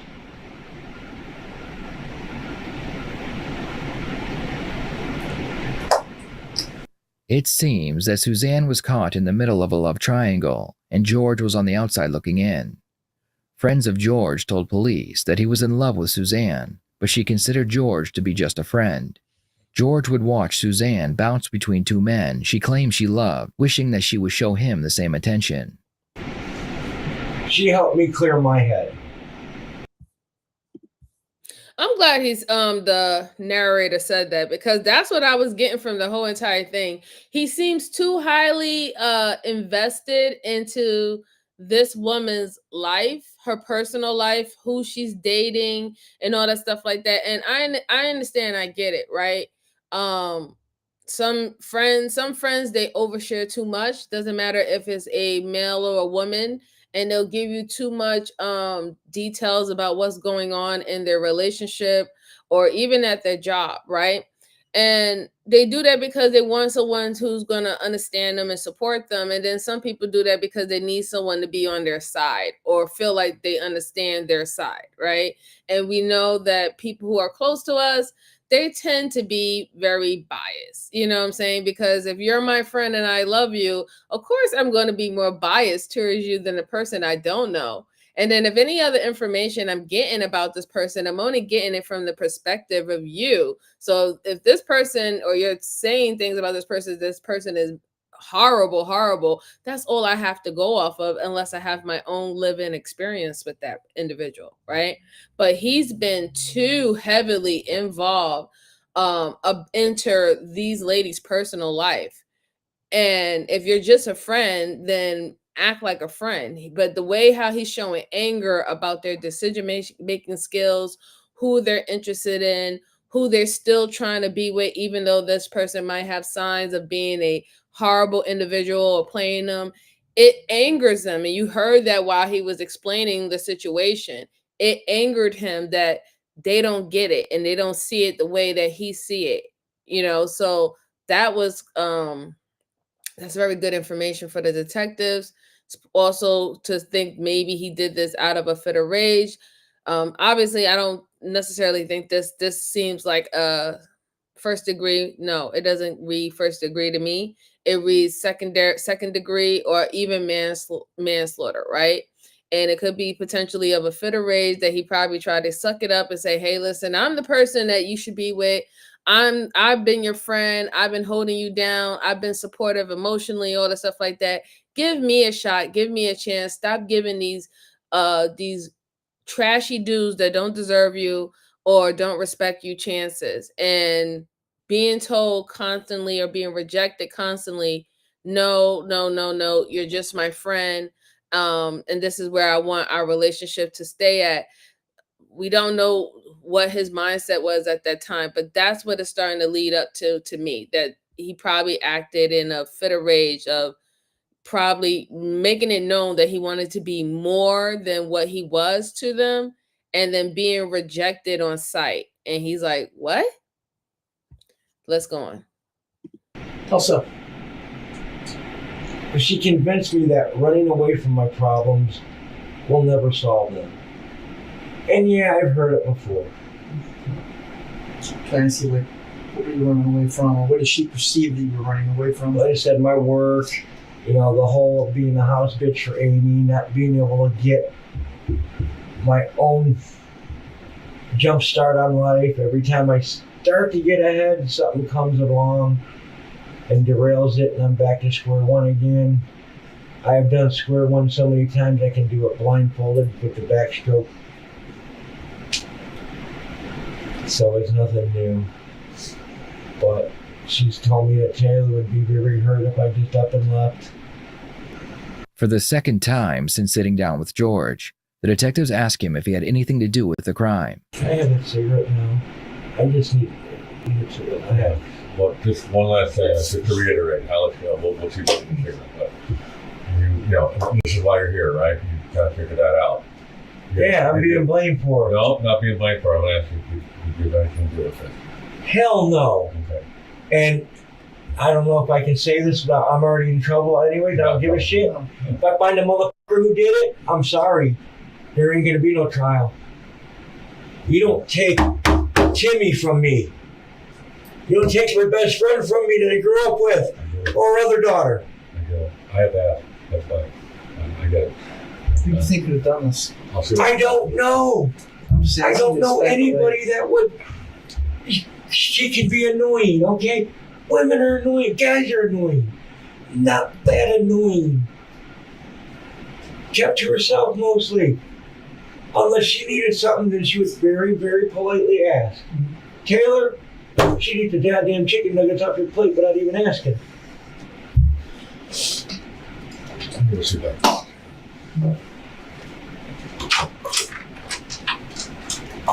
And I keep thinking, what if I would have waited another 15, 20 minutes and not left? What if I would have waited to talk with these two? But my whole thing is, if I would have stayed 15, 20 minutes, another 40 minutes.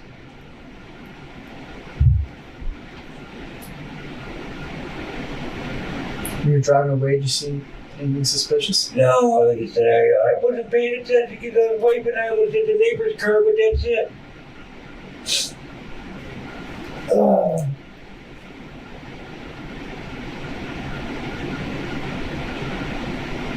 There's no reason for it. That's the thing we're trying to figure out. While this interrogation was playing out, another double homicide was being investigated in the same area. This time, the victims were Gene John and his wife Roberta.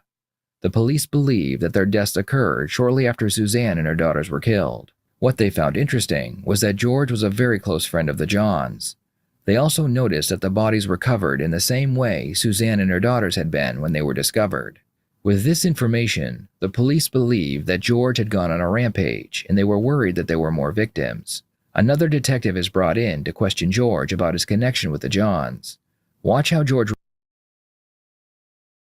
And that's where it lies in. This is why it turned into a killer spree. So you've seen another double homicide happen to a couple who's associated with this man, and it happened in a different location. This is why it's not only just a double homicide, it's a killing spree. And it seems that he is unaliving anybody who have done good to him or anybody who had any personal relationship with him, whether it's growing up, being from the same neighborhood, actually being family members.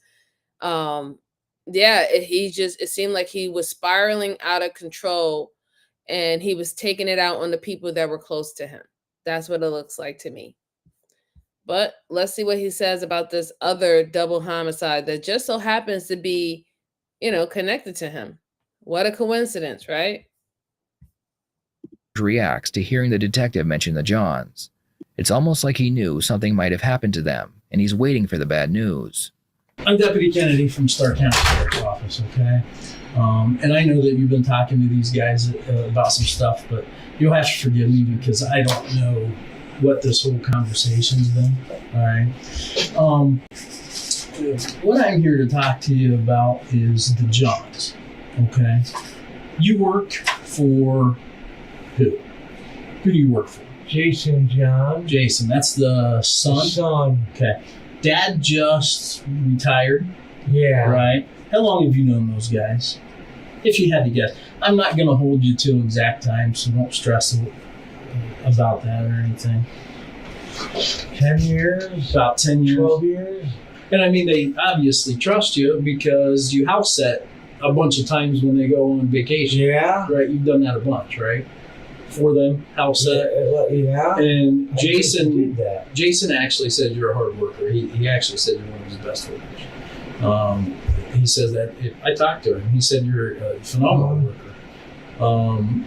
So you were house setting for them this past week, correct? Yeah. Okay.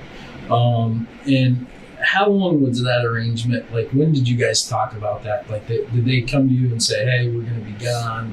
We need somebody"? It was at least a couple weeks ahead of time. Okay. Because they wanted to make sure that I was able to do it, that I didn't have any other plans that would interfere. Okay. Can we move those from they're kind of distracting. So you couldn't really count on it. They wouldn't say, "Hey, we're supposed to be home around Sunday at 8." They would say, "We're heading home on Sunday," yeah. So you just kind of... Usually about an hour out, they text me. They did Sunday, said they were shocked. They did text you Sunday? Yeah. Okay. The detective spends the next 30 minutes asking George questions to verify that he not only knew the Johns, but he was there the day they were murdered. Eventually, George asks what the Johns have to do with Suzanne, and the detective is about to tell him that the Johns' lives were taken. Right? People want to know what happened to these Can I ask you a question? Absolutely. You ask What me does anything you Stark want. County got to do with that? Well, I'm going to get to it, okay? So the reason that Stark County's here is because, and correct me if I'm wrong, these guys have told you, and in essence, I believe, you're probably the last person that saw these three girls alive. I think so too. Would you agree with that? Yeah. Yeah, okay. Well, the coincidence that comes into play with Stark County is you're probably the last person that saw Gene and Bobby alive. What? So that's a... Whoa. Hold on, hear me out for a second. Hear me out. Now he's trying to play dumb. Yeah, he's definitely a psychopath. He's definitely a psychopath. Because now he's trying to play dumb. He's like, what? You mean you got what do you mean I was the last person with these people? Sir, they're finding your evidence at the scene of the crime for both of these double homicides. I don't know what you're talking about. This guy. Hear me out. It's important. You ask me a question, I'm going to answer it for you. No, Okay? listen. I'm going to answer it for you. I'm going to answer your question for you. Relax. So You gotta listen. you would agree with me that with that being done, there are a lot of those sticky notes that need answered, right? You would agree with that. Right? You would agree with me on that. And that's why we're here. That's why we're here, George, is we have to clear up these things. And you've been extremely cooperative with these guys today, and we appreciate it because you're helping us clear up and you're actually helping us answer a lot of these questions. All right? Those tears and everything, you love those people. You do. You love them. You don't react like that if you don't care about somebody. There's not a doubt in my mind that you don't care for all three of these. He's not reacting that way because he loved them. He's reacting that way because he's caught. He's caught. The evidence is too strong. He ain't gonna be able to talk his way out of it. That's why he's crying. And he know that y'all not buying it. That's why he's crying. Let's go on. These girls, and that you don't care for those people. Not a doubt in my mind. Your reactions tell me that. That's a human emotion and you can't control it, but your heart feels that. Right? What are you doing? So what I need you to do is help me clear these questions up, George. That's what I need to do. These are all people that you care about. And I know you care about them. And at this point in time where we're at in our investigation, you're really the only person that can take these away. Okay, so, I mean, I thought I would be accused of 3, now it's 5. And no. Take a second. Think about what happened. George, what made you think you're being accused? Can you tell me that? George was so focused on Kimberly, appearing yep. sad after finding out that the Johns were dead that he forgot to ask any questions about it. What happened to them? Was it an accident? George automatically assumes that they were murdered because he believes he is being accused of doing it, even though the detectives never said they think he did it. What made you think that you're being accused?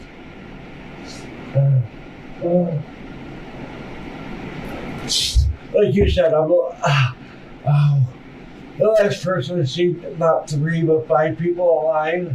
Okay. You don't just have questions and send SWAT to the door. That's why I thought I was being accused of these. That's why they came bumpers in the house last night. And the fucking reporter I was talking to. When did you talk to a reporter? She texted me yesterday when she found out that I was friends with Sue, Lacey, Chris. for 19. Do you know that? Like, do you know her? Or? She just wanted to get me to go on camera and talk about the good things about. And I said I won't do that until I talk, because I was on North Royalton to call. Okay. Because I don't know what the procedure is. Okay. So she was texting you, asking you about this stuff? She sent me a friend's request. Is that how you guys were talking? Was on Messenger? Yeah. And then I was talking to her last night, letting her know that, you know, I had nothing to do with these three, and that, you know, the cops are outside my house. I'm going to die one way or the other. Can I ask you a question? Listen, George, look at me. Can I ask you a question? So here's something that's going on in my head. So, an abnormal reaction, right? Like, if the police came to my door, I wouldn't be in a situation where The narrator does that retrieve sometimes. a firearm. Shout out to you. I had it in the room with me when I saw them. Listen. I know. Listen, look at me. I wouldn't go to a window and put it to my head. I wouldn't sit there as a diabetic and just drink so much sugar that I put myself to a 460 blood sugar level. That's hyperglycemia. You're pushing diabetic ketoacidosis. My blood sugar has been so high, I've seen overs around things. 130. I know. Dude, my average was 550 though. Listen. I'm not sitting here trying to dispute this, but listen, do you understand how kind of the totality I see of how it everything? looks. I see how it looks. Here's what I'm getting at, George. I need a cigarette right now, or I can't talk anymore. Can we finish up? Just a couple They things. keep saying that all day today. I'm sorry. Look at me. Look at me in the eye. George, look at me. I've talked to a lot of people about you. Okay? They may not like you, but everybody says you say what you think, right? And you tell it how it is. Everybody I've talked to says that. So look at me for a second. I'm telling you right now, and I'm looking you in the eye as a man, you're going to get a cigarette. I promise you that. You're going to get a cigarette. I'm waiting. But I want you to put, there's priorities, right? I mean, you've already agreed with me. This stuff's top priority stuff. Oh, yeah. Right? But it's all about just calming down. This is a priority. So what we have to do is prioritize. And I understand you want a cigarette, and we're going to help you out with that. But right now, we have some priorities that we got to take care of, bud. We got to get them. It's kind of like, you don't understand what I've been through. And now with Gene and Bobby, it's going to be worse. I lost my mother, the only person I gave a shit about me. I lost my brother. And then I lost them. At that point, I didn't care anymore. I don't know if you can understand. I can absolutely 100. I bet you everybody in this room can understand. Everybody in this room can I still had some people. Amy, she's a great person, but you know what? I'm there just basically to house and dog sit. That's it. Okay. If she didn't have dogs, she wouldn't need them. Okay. She tried to help me. Taylor was there for me. Mm-hmm. And I just lost them. Mm-hmm. George, let me ask you a question. Let's slow it down a little bit. Take a deep breath. Relax. Okay? Let me ask you a question. With your hand, how did that happen? How did your hand happen? I got mad at work Friday and I punched a brick wall. I thought it was a fake wall. It turns out it was a real cement wall. Okay, what'd you get mad at? We go in there. It's just work-related stuff. You know, nothing. Stress. We're not getting out of there fast enough. I don't feel like I'm doing a good enough job. And I just turned around after I got off the phone with Jason to hit the wall. I thought I was hitting the wood wall. Okay. I was in the wrong spot and I smacked the cement wall. Hey, Anya, my love, Ready for a how you cigarette? doing? Good to see you, darling. Take a little break. George, it's all about Keep clearing up crying, questions, yeah. and you're doing a hell of a job serial doing it for us. But we have to get rid of it. Point. I know I understand the question. But Yep, we have to get rid of these questions. I know. And you're the one that can answer them. We don't mean to be personal. Business, but we gotta do what we gotta do. Oh, another one. Yeah, we're ready for the break. So he's about to get a break because he needs a break. He wanted that cigarette so bad because he's in a hot, he feels the heat, right? He feels the heat, he feels the pressure, he feels that a lot of things is leading up to where they're going to get all they need to get to, to come down on him. So he wanted that break because that mental break will make him start to like get his emotions back in check, put on that face again, put on that facade again, get the manipulation going. So he wanted that cigarette. He was adamant about that cigarette, right? And I understand why. I mean, it is a stressful situation. Some people who are smokers, when they're stressed, they smoke. But he needed that break. He needed them to stop laying it on him thick and thick and thick. It went to 3 people, now it's 5 people. They're finding out that he seems to be the last person from both these double homicides. They're finding out that he had a connection or a deep relationship from both of these homicides.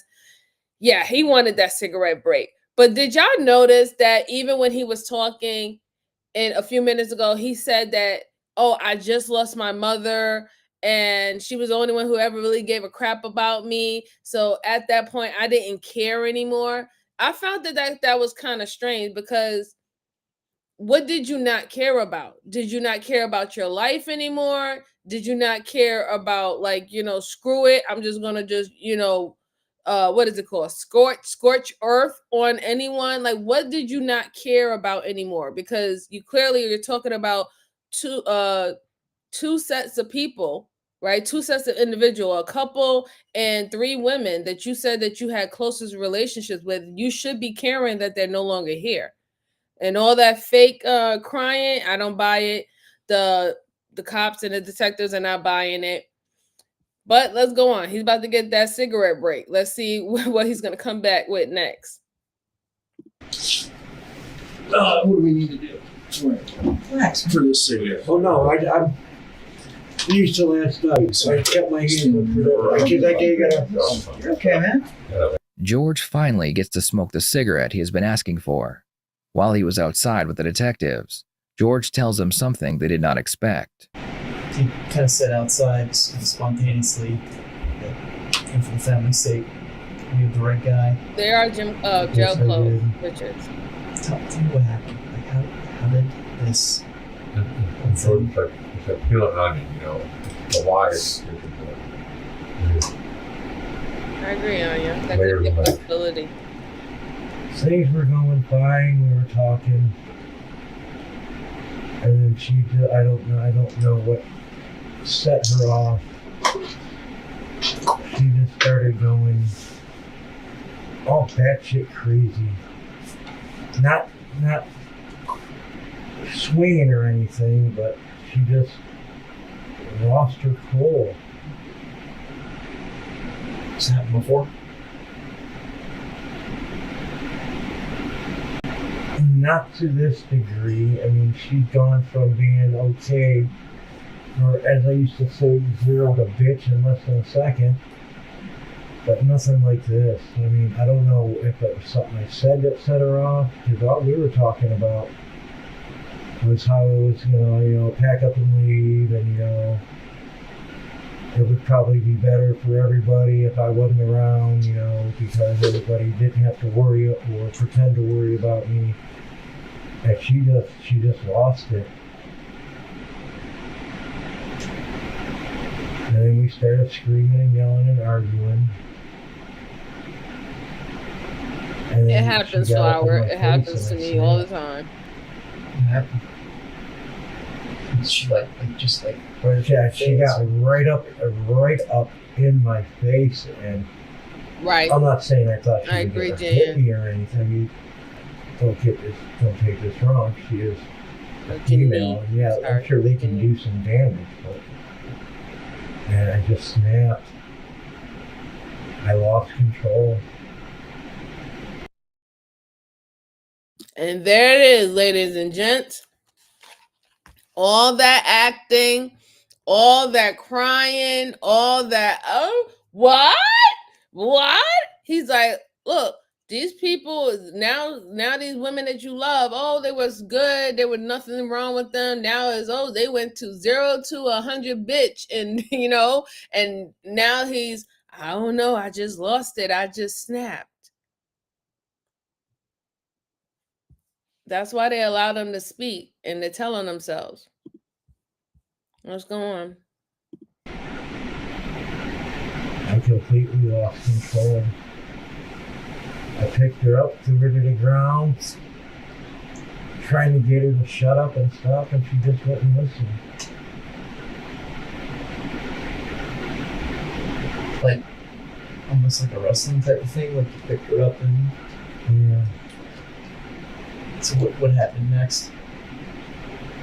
I took her in her bedroom and I threw her in her bed and told her, just shut the f*** up and chill out, Just chill out. And she just wouldn't shut up. Unfortunately, that's when the girls walked in.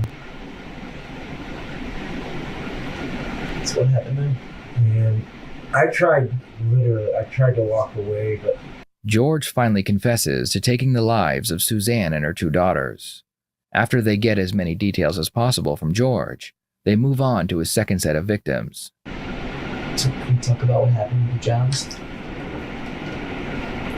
I just want to get everything out there. And again, I don't think that was something that was planned out. I think that, correct me if I'm wrong, but were you panicking? Maybe you felt like you needed to get some money to get out of there. You didn't know what to do. Did you see something? You need to get out of the area. What, with the gun? Yeah. What happened with them? What happened?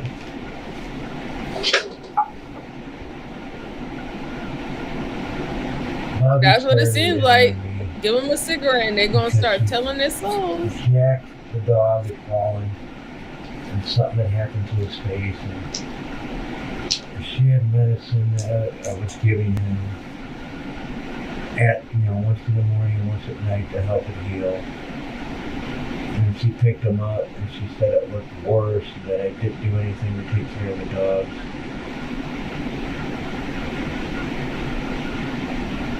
And Gene came in and said something about, because I made a mistake and I lit a cigarette in the house. Mm-hmm. And he started going on this holier than thou attitude about smoking, because he's a reformed smoker. Oh, right. And I understood why he wanted me to quit. Just the stress from the day before. And then, he had a pistol downstairs that I don't know if he forgot he left out, but when I went down to do laundry, I saw it sitting there, and it was another 1911, chrome plated. And I was like, oh, this is cool, try twirling it around, I just couldn't take being yelled at no more.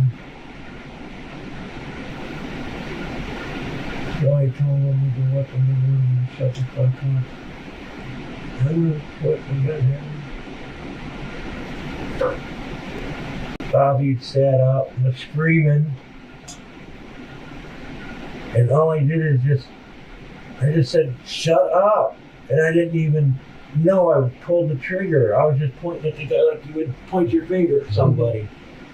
And next thing you know,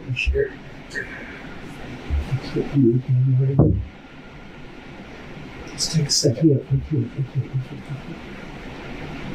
Once again, George claims that he didn't mean to do it, and he only did it because he doesn't like being yelled at.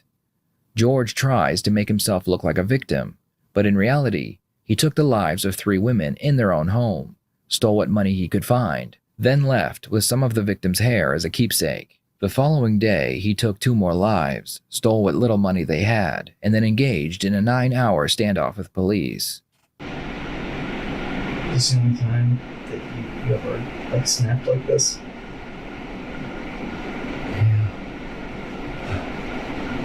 Yeah, no, there's no more trail bodies behind me, so this is something that I never ever in my wildest dreams predicted could ever happen. And like I said, yeah, I can lose my temper, but for the most part, I'm pretty level-headed, and I just let it build up and then find ways like reading or PlayStation to burn it off. In the end, George pled guilty to all 5 murder charges and is currently sitting on death row. On September 27, 2022, the Supreme Court of Ohio scheduled George's execution for September 23, 2026. Thank you for watching this video.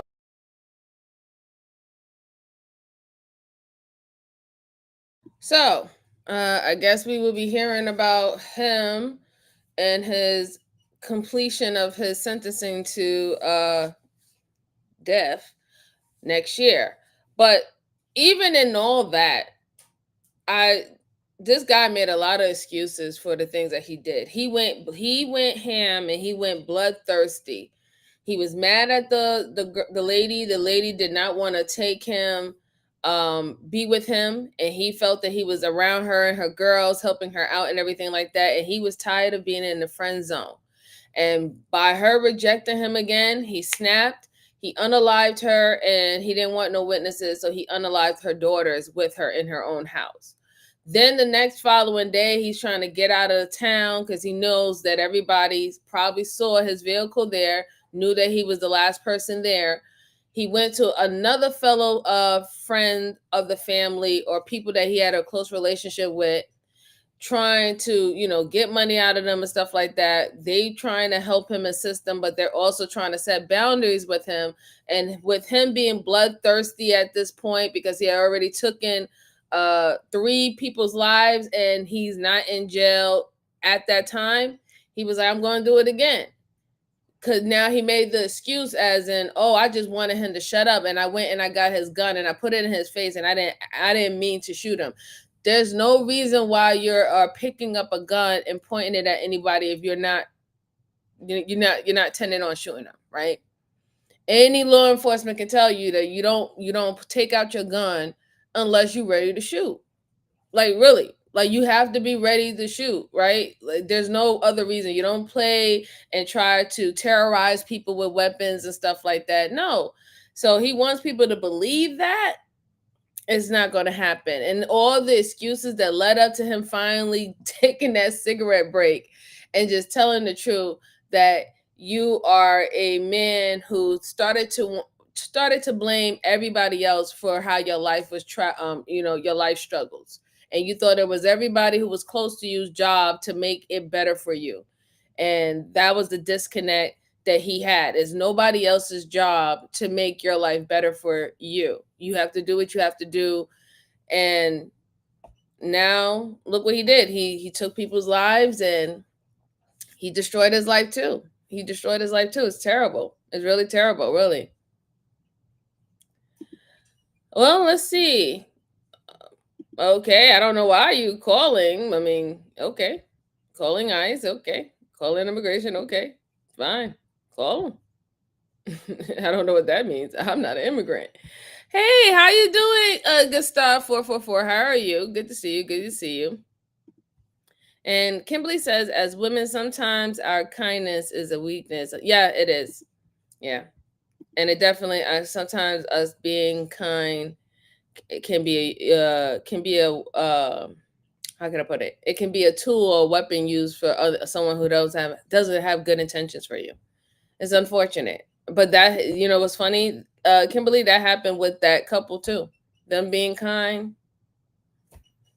Look what that got them. Them worrying about him not smoking. Look what that got him. All right, so guys, I have one more case for you. Thank you so much for rocking out with me this long. I know I started a little late. Normally I start at 2:00. I started late today, but I appreciate you rocking out with me this long. Make sure you're hitting the like button if you're just stopping in to say hi. Share this out to anybody who likes to review these cases going forward.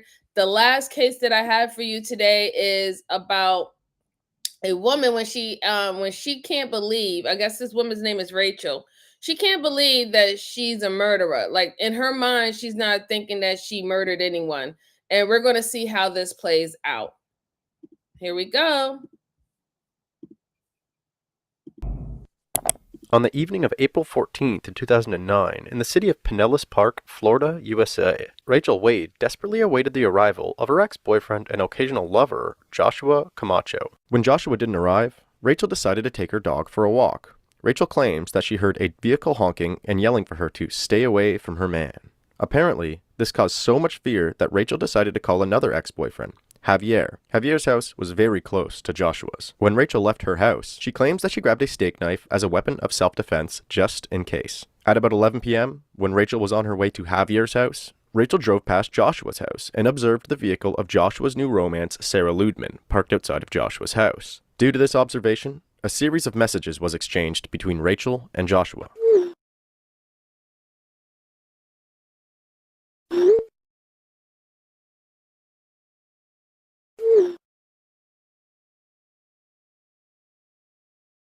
At about 12 a.m., Joshua's sister asked Sarah for a ride to McDonald's. Along the way to McDonald's, Sarah recognized a friend named Ashley stopped at a stop sign. Sarah rolled down her window to say hi, and Ashley quickly noticed that Sarah seemed unhappy and enraged. After Sarah mentioned the texts between Rachel and Joshua, Ashley then went on to tell Sarah that she noticed that Rachel was at Javier's house, which was not far from Joshua's. Sarah then decided to confront Rachel and began driving towards Javier's house. During the drive over, Rachel and Sarah exchanged messages. Rachel then called Sarah and repeatedly screams, "I'm going to kill you, you and your Mexican boyfriend." These threats hardly seem to even faze Sarah, which is likely due to the history. Whoa, whoa, whoa, whoa, whoa, ladies. I'm going to tell you the secret, okay? You ever find yourself in this type of situation? Block him on everything and let ugly have him, okay? Case closed. Let's go on. Of this aggressive love triangle. Just 8 months earlier, on August 29th, 2008, Sarah received strikingly similar threats on her voicemail.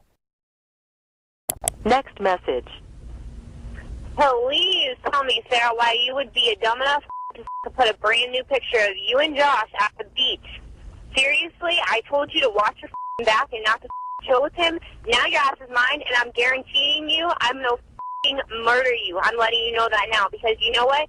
Josh might have played me, but bitch, I'm going to play your ass out too. Watch. You're a fat bitch, and I'm going to kill you. I swear on my life. Watch out your window when I get off work tonight, you dumb bitch. End of message. Next message. It's so funny how you talk and you want to sit there and say that my man was at your house. Then tell me what he was wearing tonight, Sarah. You're a dumb bitch for real. If you're lying, I'm going to find you and I'm going to beat your ass. If you're not lying, I'm... Sweetie, he ain't your man. He's not your man. You got to realize that. He ain't your man. You gotta stop this, ladies. We got to stop this. Absolutely not. I'm going to find you and beat your ass, okay? You keep playing games. You're a pathetic little bitch, and you're a little girl. Honestly, what do you have that's going for you that Josh wants you over me for?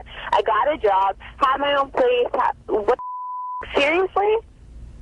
He could get anything he wants from me. Any thing, not to mention that I look probably 10 times better than you, and you run your mouth. You still got your mommy and daddy's curfew, bitch, for God's sake. Why do you run your mouth, and why are you that pathetic? Please do leave shit on your MySpace, because that's old news, just like you and him are. So keep talking, Sarah. You don't know when to stop. You haven't learned your lesson yet, but I'm going to teach you it. I'm telling you now. Keep with me, Sarah. The dumb, psychotic little bitches, and I'm telling you now, I'm going to show you psycho. Keep with me. You're with the wrong person, and with the one thing that I care about. So keep going, Sarah. Play your game, because I'm going to teach you how to grow up real quick.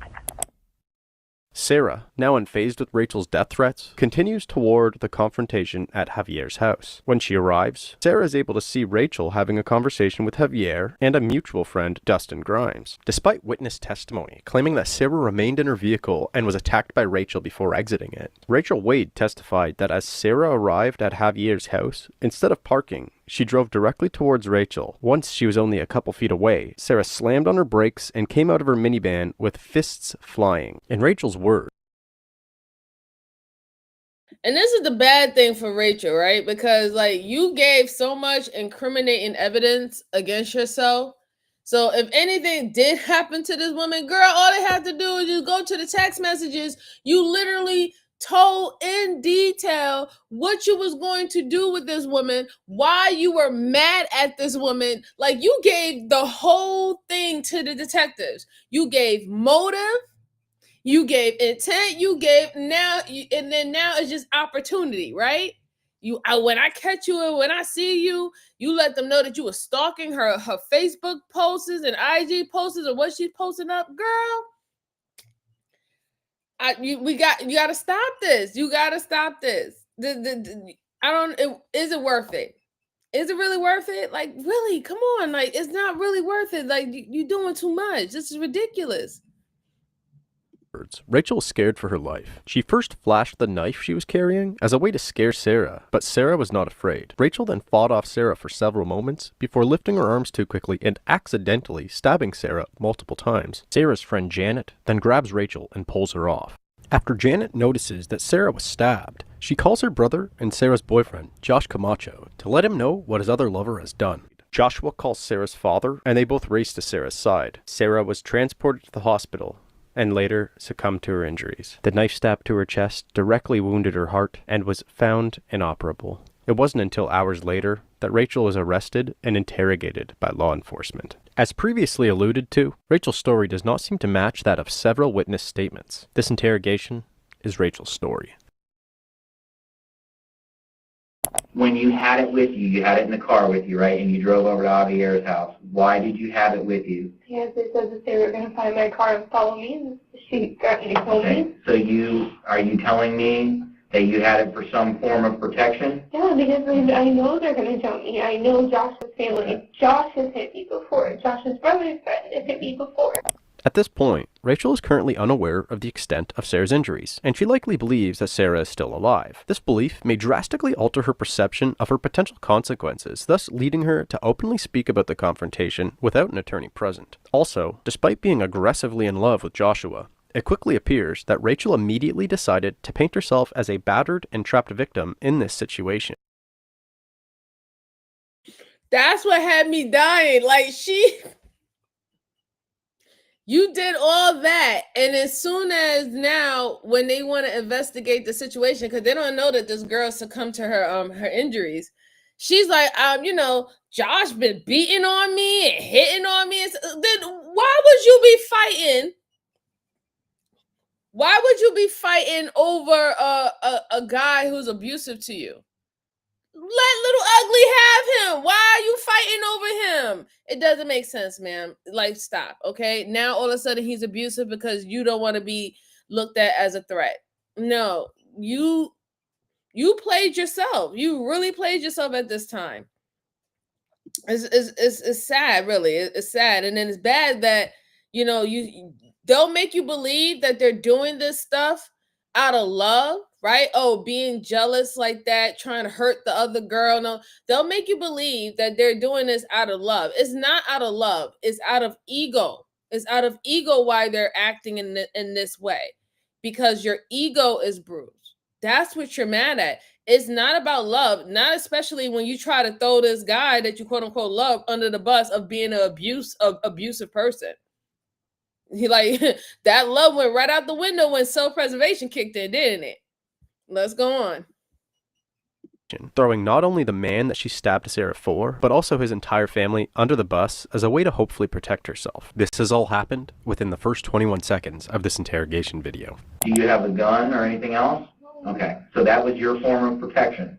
Okay, so when you got in the car tonight to go over to their house, you had it in your hand. All right, you brought it with you. Zero, how you doing, sweetheart? When you were arguing with Josh, you had it, is that right? That was in my seat. Okay, and did they tell you to put it away? I didn't say anything. Javier and Dustin didn't? No, Javier asked me why I had it, and he said, do you really think? I told him it's so, like, if they see it, they'll leave me alone. Hopefully they just go away.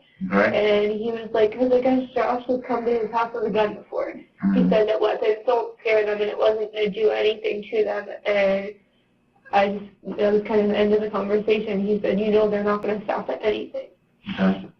And I had it out when Sarah got there, hoping that she would just like walk away from me or see it and think that I was actually going to do something, and they both came after me. All right, Rachel, walk me through it. You're sitting there, they pull up, Sarah gets out, you go out to the street where she's at, okay? Because she's right in front of the car, okay?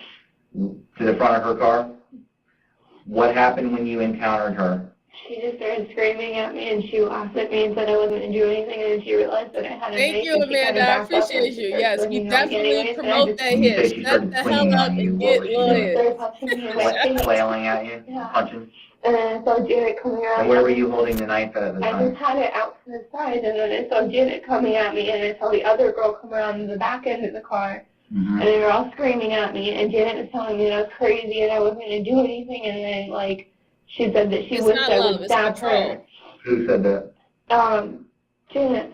Said, I wish you'd stab me? Yeah, she said, I bet you won't stab me, I wish you would. And when Sarah was hitting me, I went to hit her, and I really did not mean stab her. Okay. I'm not going to kill somebody.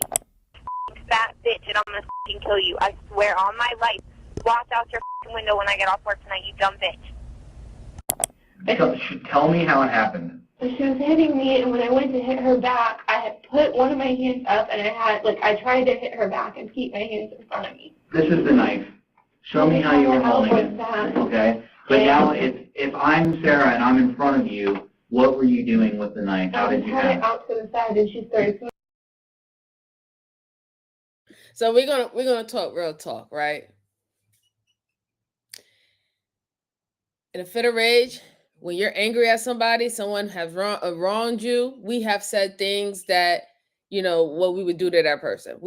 I'm sure somebody have said it, like, oh, you come near me, you mess with me in mine, you're going to see what happened, right? 6 feet underground. We have said things like that, right? But there is a difference when it comes to saying something and then actually doing something, right?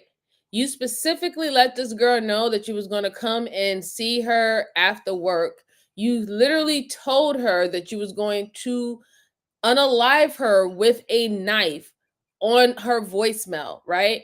And it's not a coincidence that when you team up and you meet up, that you have a knife with you, right? Like, that's the problem. Like, that's what she's not getting, right? You literally told yourself the steps that you was going to take and what you was going to do to this girl, and you also told why you were doing it.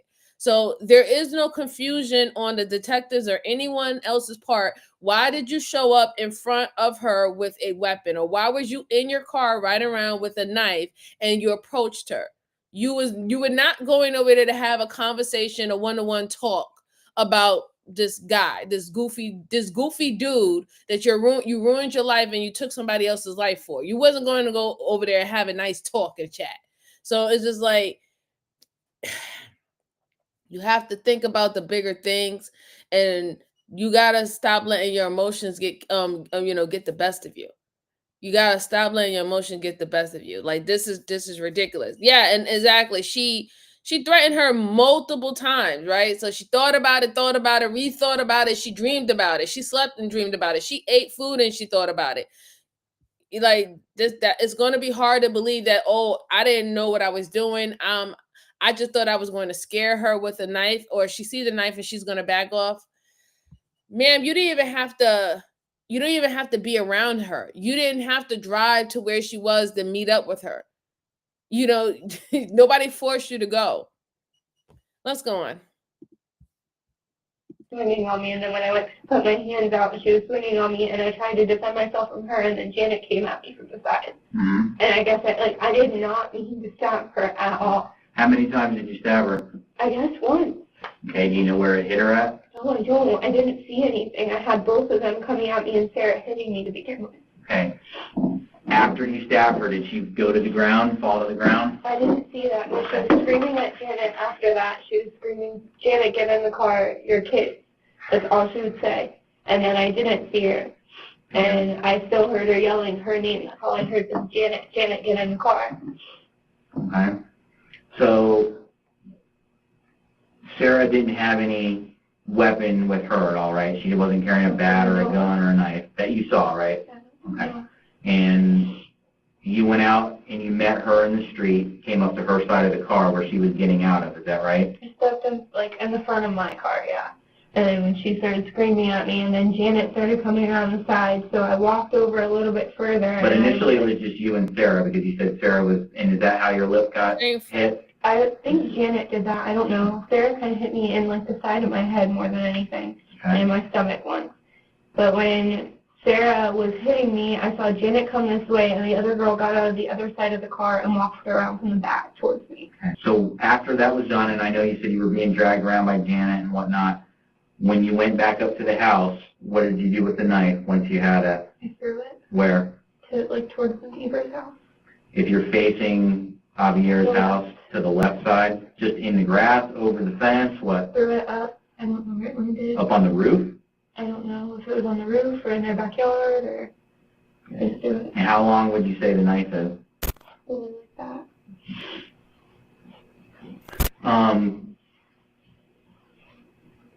Then you went up and sat on the porch.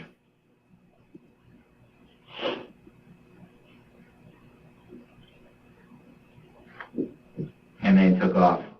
So Janet kept coming after me. Janet followed me and kept And coming they stayed after there me. then?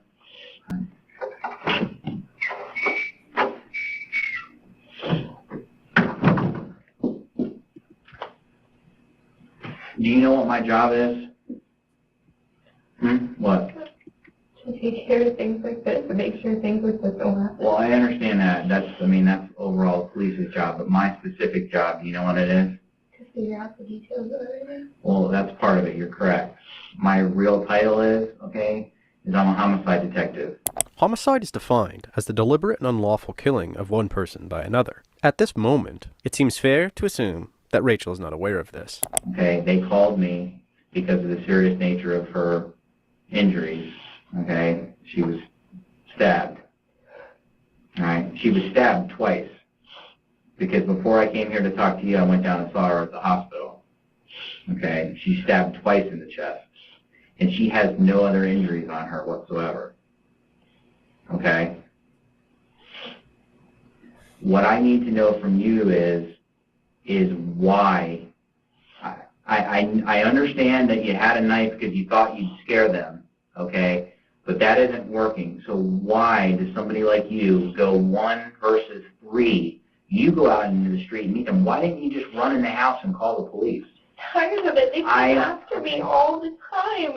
Okay. I don't want it. I did not. So you wanted it to end and be over with, Yeah, but right? I have no intentions whatsoever on stabbing her. I have a great life. I mean, I have a job. I have my own house. I have my own car. I have everything, and I just wanted it to end. That's why I told Josh I was done. And I didn't want them to come. I really didn't. I was waiting. Ma'am, if you had all those good things going for you, why are you worrying about this dude who don't love you and who he's laying up with? Once you realize he's laying up with him, kick that dude for the curb. I'm sorry, you got to learn how to leave dudes that's for the streets in the streets. It is what it is. He showed you that he's not faithful. He shows you that he will put you in a predicament where your health is involved, where your mental health is involved, your emotional health is involved. He doesn't care about any 3 of those things. At this time, you just really need to cut him loose. But you can't say that you didn't want none of this to happen because you went over there. You went over there and put yourself in the environment where this girl was. Now you're trying to make it seem like all of this is self-defense. It's not self-defense because your excuse my language, guys, but your ass could have stayed fucking home and do, all whatever else you was doing that's great with your life. Your job, going to the movies, all that stuff. You could have been doing all these great things instead of worrying about a raggedy ass dude and his raggedy ass woman. And you allowing them raggedy ass people to put you in this situation. Like, you did not get jumped. You went there looking for the smoke. That's what you left on the voicemails, that you wanted to have that beef with her. You wanted that altercation with her. You wanted to prove that you're the better woman. You're trying to prove that you're the better woman for someone who does not even deserve you proving anything for. She's not the better woman if she sit up there and she's able to cheat on with this guy on you. What would make you believe that she's the better woman? That's not even a better woman in character, let alone. So you got to think bigger than the situation, right? They're not worth it. He's not worth it. You should have just went on. But now look what happened. Look what happened. Look where you put yourself into. Right? And now you're saying, I didn't mean to do it. I didn't mean to do it. I didn't want to do it. But and I have, is, I have to admit, you was the only one who came with a weapon there, right? The girl didn't come with a weapon. You came there with a weapon. There was no other weapon found. And even if you did not want to, to do that, and let's say if I wanted to believe at one point you were getting jumped and it was self-defense, why not call 911? Why run off, drive off? Why throw away the murder weapon and try and go home and change your clothes and act like nothing ever happened? That's just reads guilt. It doesn't read that you was trying to defend yourself. She doesn't understand that. She doesn't realize that. Let's go on. It makes me sad because, and I, listen, I was guilty of that one time too. Block the man and let ugly have him. It's not worth it. You don't ever do that to yourself anymore. We got to learn how to just let things go. And you don't have to think ill will on that person. Let them go live their life and go be with whoever they need to be with and hope they happy, right? But you got to learn how to, take care of yourself and value yourself. Not worth it. Not worth it at all. You destroyed your life for what? I called my friend Agla that I was with earlier, and I told her to come pick me up. And she's like, well, you should really take your car, because if you don't take your car, they're going to do something to it. And at that point, I don't care. That's just my car. Why did you change shirts? I didn't change shirts. What you had on? My other shirt. Janet ripped off my shirt. Okay, so that got ripped off? Yeah. Right. Yeah, but I did not want to have the necklace you have, is that yours? Yeah. Does that belong to you? Yeah. Hi, Leandro. Shout out to Did you see if Brazil. Sarah was wearing a necklace at the time? No, I didn't. Did you take anything from her? No, I did not. There were rings in my front seat, but I don't think they were mine. And somebody mentioned that there were rings in my front seat. I do have rings in my car. Hi, shout out to you. Okay. Janet got in my car, but I don't know what she did. And so I'm clear. I understand that Janet was, beating on you as well, but initially it's you and Sarah. Javier, Dustin were out in the street fighting with you guys at all. Josh wasn't there. No, Josh was, well, I heard Josh screaming, as the cops were pulling up. I heard Josh and his brother. As me and Sarah were done fighting, Josh called me and threatened me and said he was going to come shoot me with his gun. Why? Because of the fact that his sister called and said that we were fighting and that I hit her. Was it the fact that his sister called and said that you stabbed her? I don't know what she said to him. I guess because she said that I hit her and that I found Sarah. I don't know what she said. When this is what I'm having a problem with, and you're going to have to help me out with this, because when everybody got there, Sarah is laying in the middle of the street with a stab wound. How do you not see that? I didn't get it. Janet came after me, she physically came after me and dragged me around his front yard. I couldn't see anything. I agree, Jan. I just didn't see, I saw Sarah sitting, on the edge of the seat of the front of the van, and she was screaming at Janet to get in the car, and then after that, Janet just came after me. She would not stop. And Javier and Dustin kind of, followed us, trying to, I don't know, intimidate her maybe to leave me alone, and she, I went to dial 911, she knocked my phone out of my hands, and she just kept dragging me around the front yard. I couldn't see anything. Well, I know you told me that you were upset and you just wanted this to be over because they have been harassing you, obviously. Was tonight kind of just the final straw? Is that what the deal was? I didn't want anything to do with any of them. Right. I didn't want them to call me anymore. But you brought a knife with you for a reason. Because they said they were going to follow me to my apartment. But you also said that you had enough of it, and when I asked you why you just didn't run into the house when they come pulling up in a van, your response to me was, what? I don't know. I'm tired of running and being scared. I don't want to hurt anybody. I don't. My parents did not raise me that way. Okay? I know that, but you did tonight. I did not have any intention on stabbing her.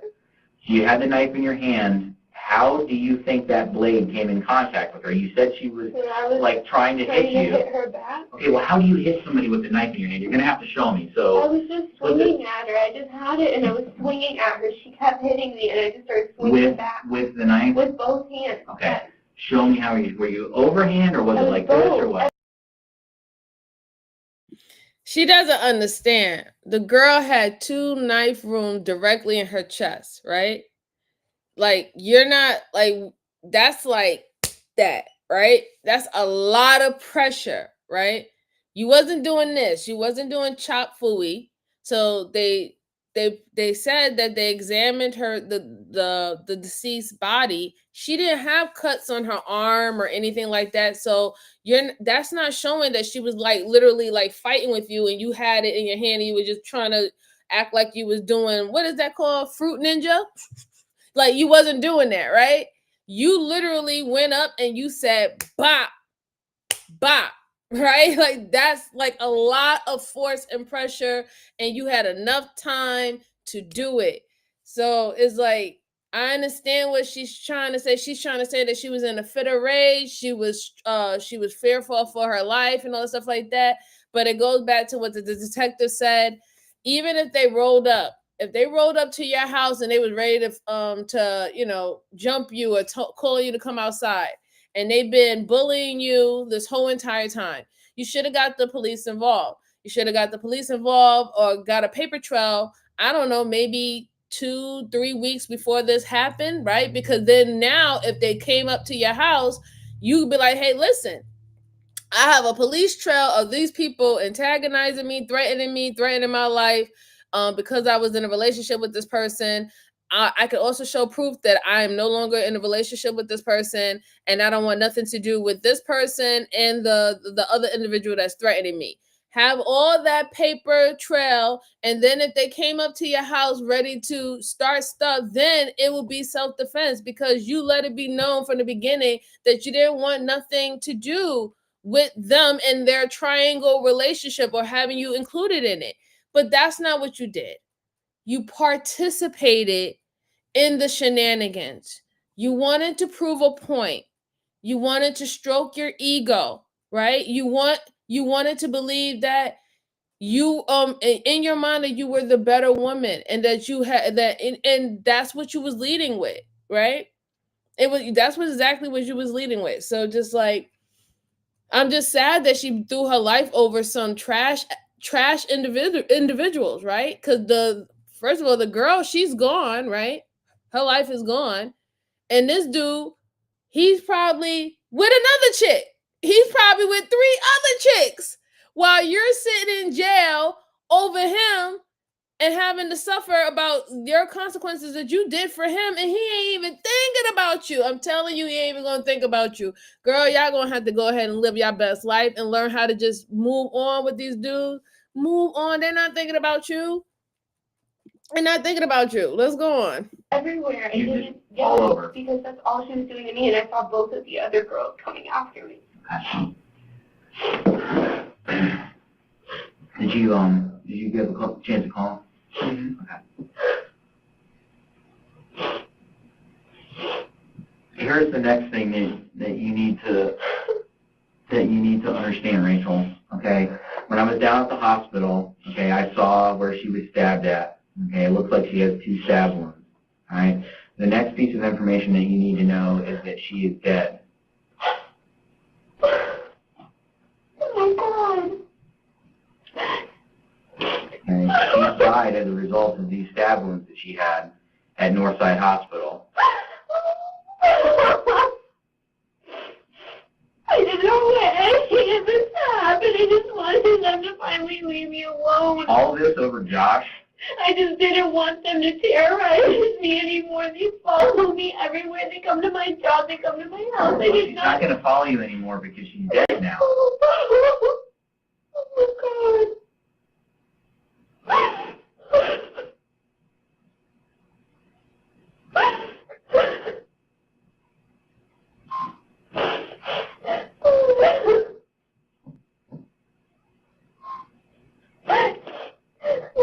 I didn't just stay home, but every time I call the cops, they don't do anything. They don't. They tell me that they have to have physical proof of them injuring me or something.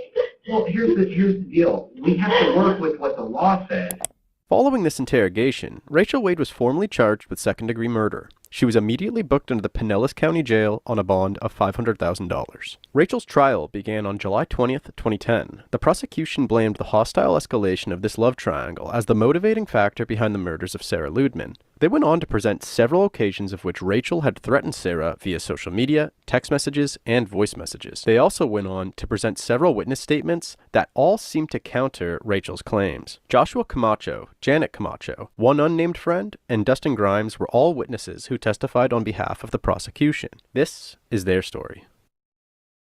After stopping at the stop sign and having Sarah's friend Ashley advise her that Rachel is at Javier's house, Sarah continued on her way towards Javier's house. When she arrived, all three occupants of Sarah's van could see that Rachel, Javier, and Dustin were waiting on Javier's front lawn, near the front of Rachel's car. Sarah stopped the van slowly, approximately 10 feet away from Rachel's vehicle. Before being able to fully remove her keys from the ignition and exit through her door, Rachel had already crossed in front of Sarah's stopped van and walked all the way around to Sarah's door. As Sarah was sliding off her seat to step out, Rachel began swinging on her. When Janet noticed the fight break out, she quickly exited her side of the vehicle and takes off her sandal to attempt to knock the knife out of Rachel's hand. Before Janet could actually confront Rachel, she could hear Rachel laughing and yelling profanities about Sarah and Josh. Janet then began to swat at Rachel and started to pull her hair, until Rachel started to repeatedly yell, "I'm done." Once Janet began to retreat to the vehicle, she noticed her unnamed friend sitting by Sarah's body, laying on the road. Janet is then advised of the stabbing and immediately freaks out and attacks Rachel again. Rachel, still holding the knife, does not fight back against Janet, so Janet retreats again. During testimony, Janet stated that Sarah had already begun foaming at the mouth by the time that she got to her. Tell the jury what you saw.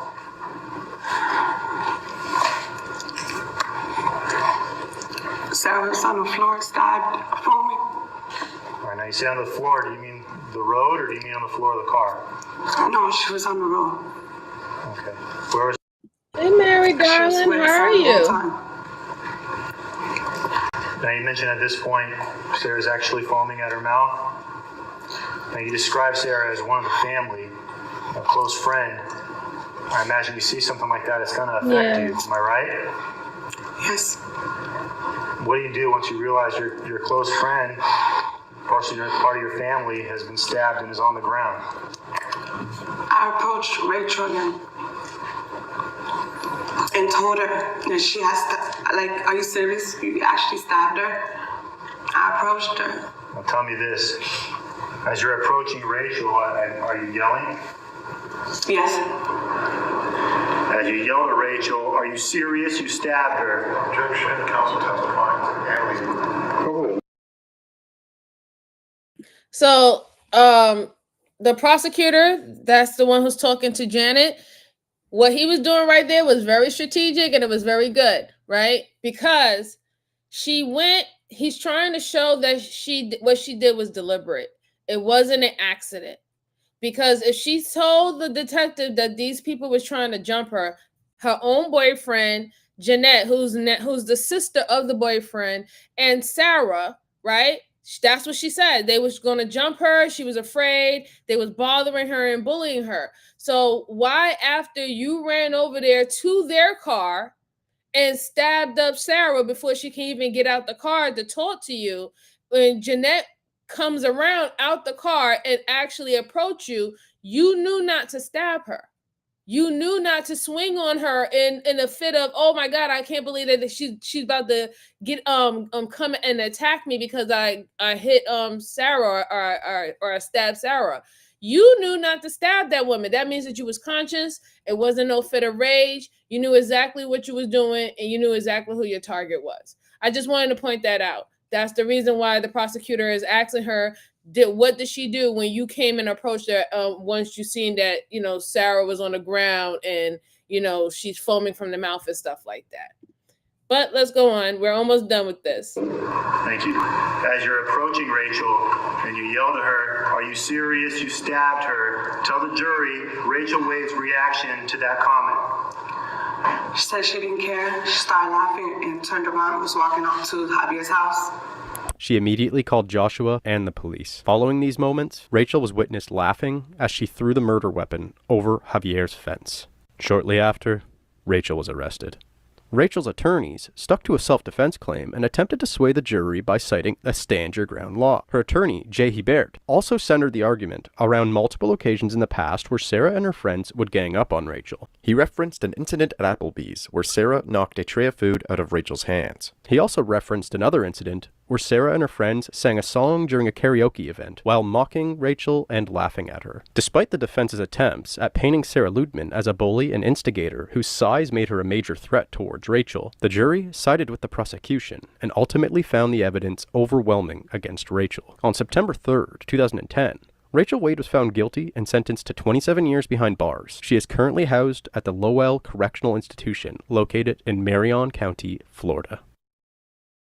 Once she's behind bars, he hopes that his client can reach out to help others that she had wanted. Might do things like have a YouTube channel or go on Facebook and MySpace to reach out to, hopefully, she says, young people and their parents and tell them to feel confident about themselves. Don't fight over somebody you love, but instead love yourself.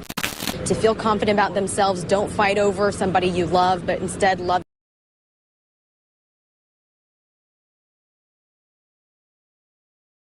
Yeah, that's the moral of the story. You need to block him or block her on everything and let Miss Ugly or Little Ugly or Mr. Ugly, let them have them, right? I would say that to anybody. It doesn't matter if they're men or women. Y'all gotta stop putting yourselves in situations for people who have shown you that they do not value you and that they are not worth it. There's no reason for you to be losing your life, throwing your life away, going to prison, or unaliving people over this. There's no reason whatsoever. No reason, you know?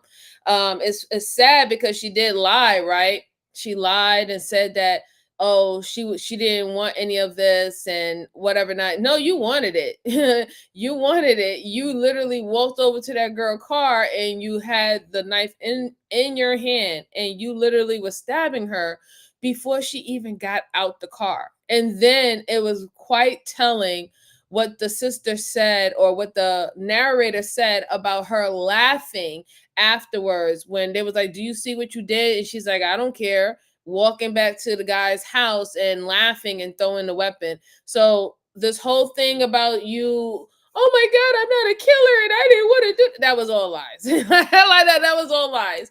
I mean, even to the point where you try to throw the guy under the bus. You try to throw the guy under the bus saying that he was abusive and you've been in this whole abusive relationship with him. Like you gotta stop. You just have to make better decisions. Just let them go. Let them go. Let them go. Let Ugly have them. Let them go. Don't destroy your life for it. All right. That's like literally going to be my motto. Let them go. Let Ugly have them and let it be peace. Like that's it. Right. You got to do better. Got to do better. And Dad, all my old people came in so late. Oh, that was my last one. Oh, let's see. Oh, you cooking stir fry. That's good. That's awesome. Hi, Ariel. Good to see you. Good to see you. I appreciate you, dear. I appreciate you. All right. So, ladies and gents, that was the last case that I had for you. I'm sorry some of y'all who's coming in late, but I just truly appreciate everyone who was able to rock out with me. I will be coming back whenever I possibly can for 3 more videos and also to give you an update on the Jermaine Bass and the Karen Reed trials, right? So I want to definitely come back and give you updates on that. Just make sure that you are hitting the like button on your way out. Make sure that you are sharing. You can comment any other cases that you would like me to review later on. Like I said, I've just been so busy. I'm working like day 11, 12-hour shifts. It is what it is, but we're going to get it in, you know what I'm saying? Only the strong survive, right? So I will see you guys on the next one. It was good rocking out with you guys today. Talk to you later. Bye-bye.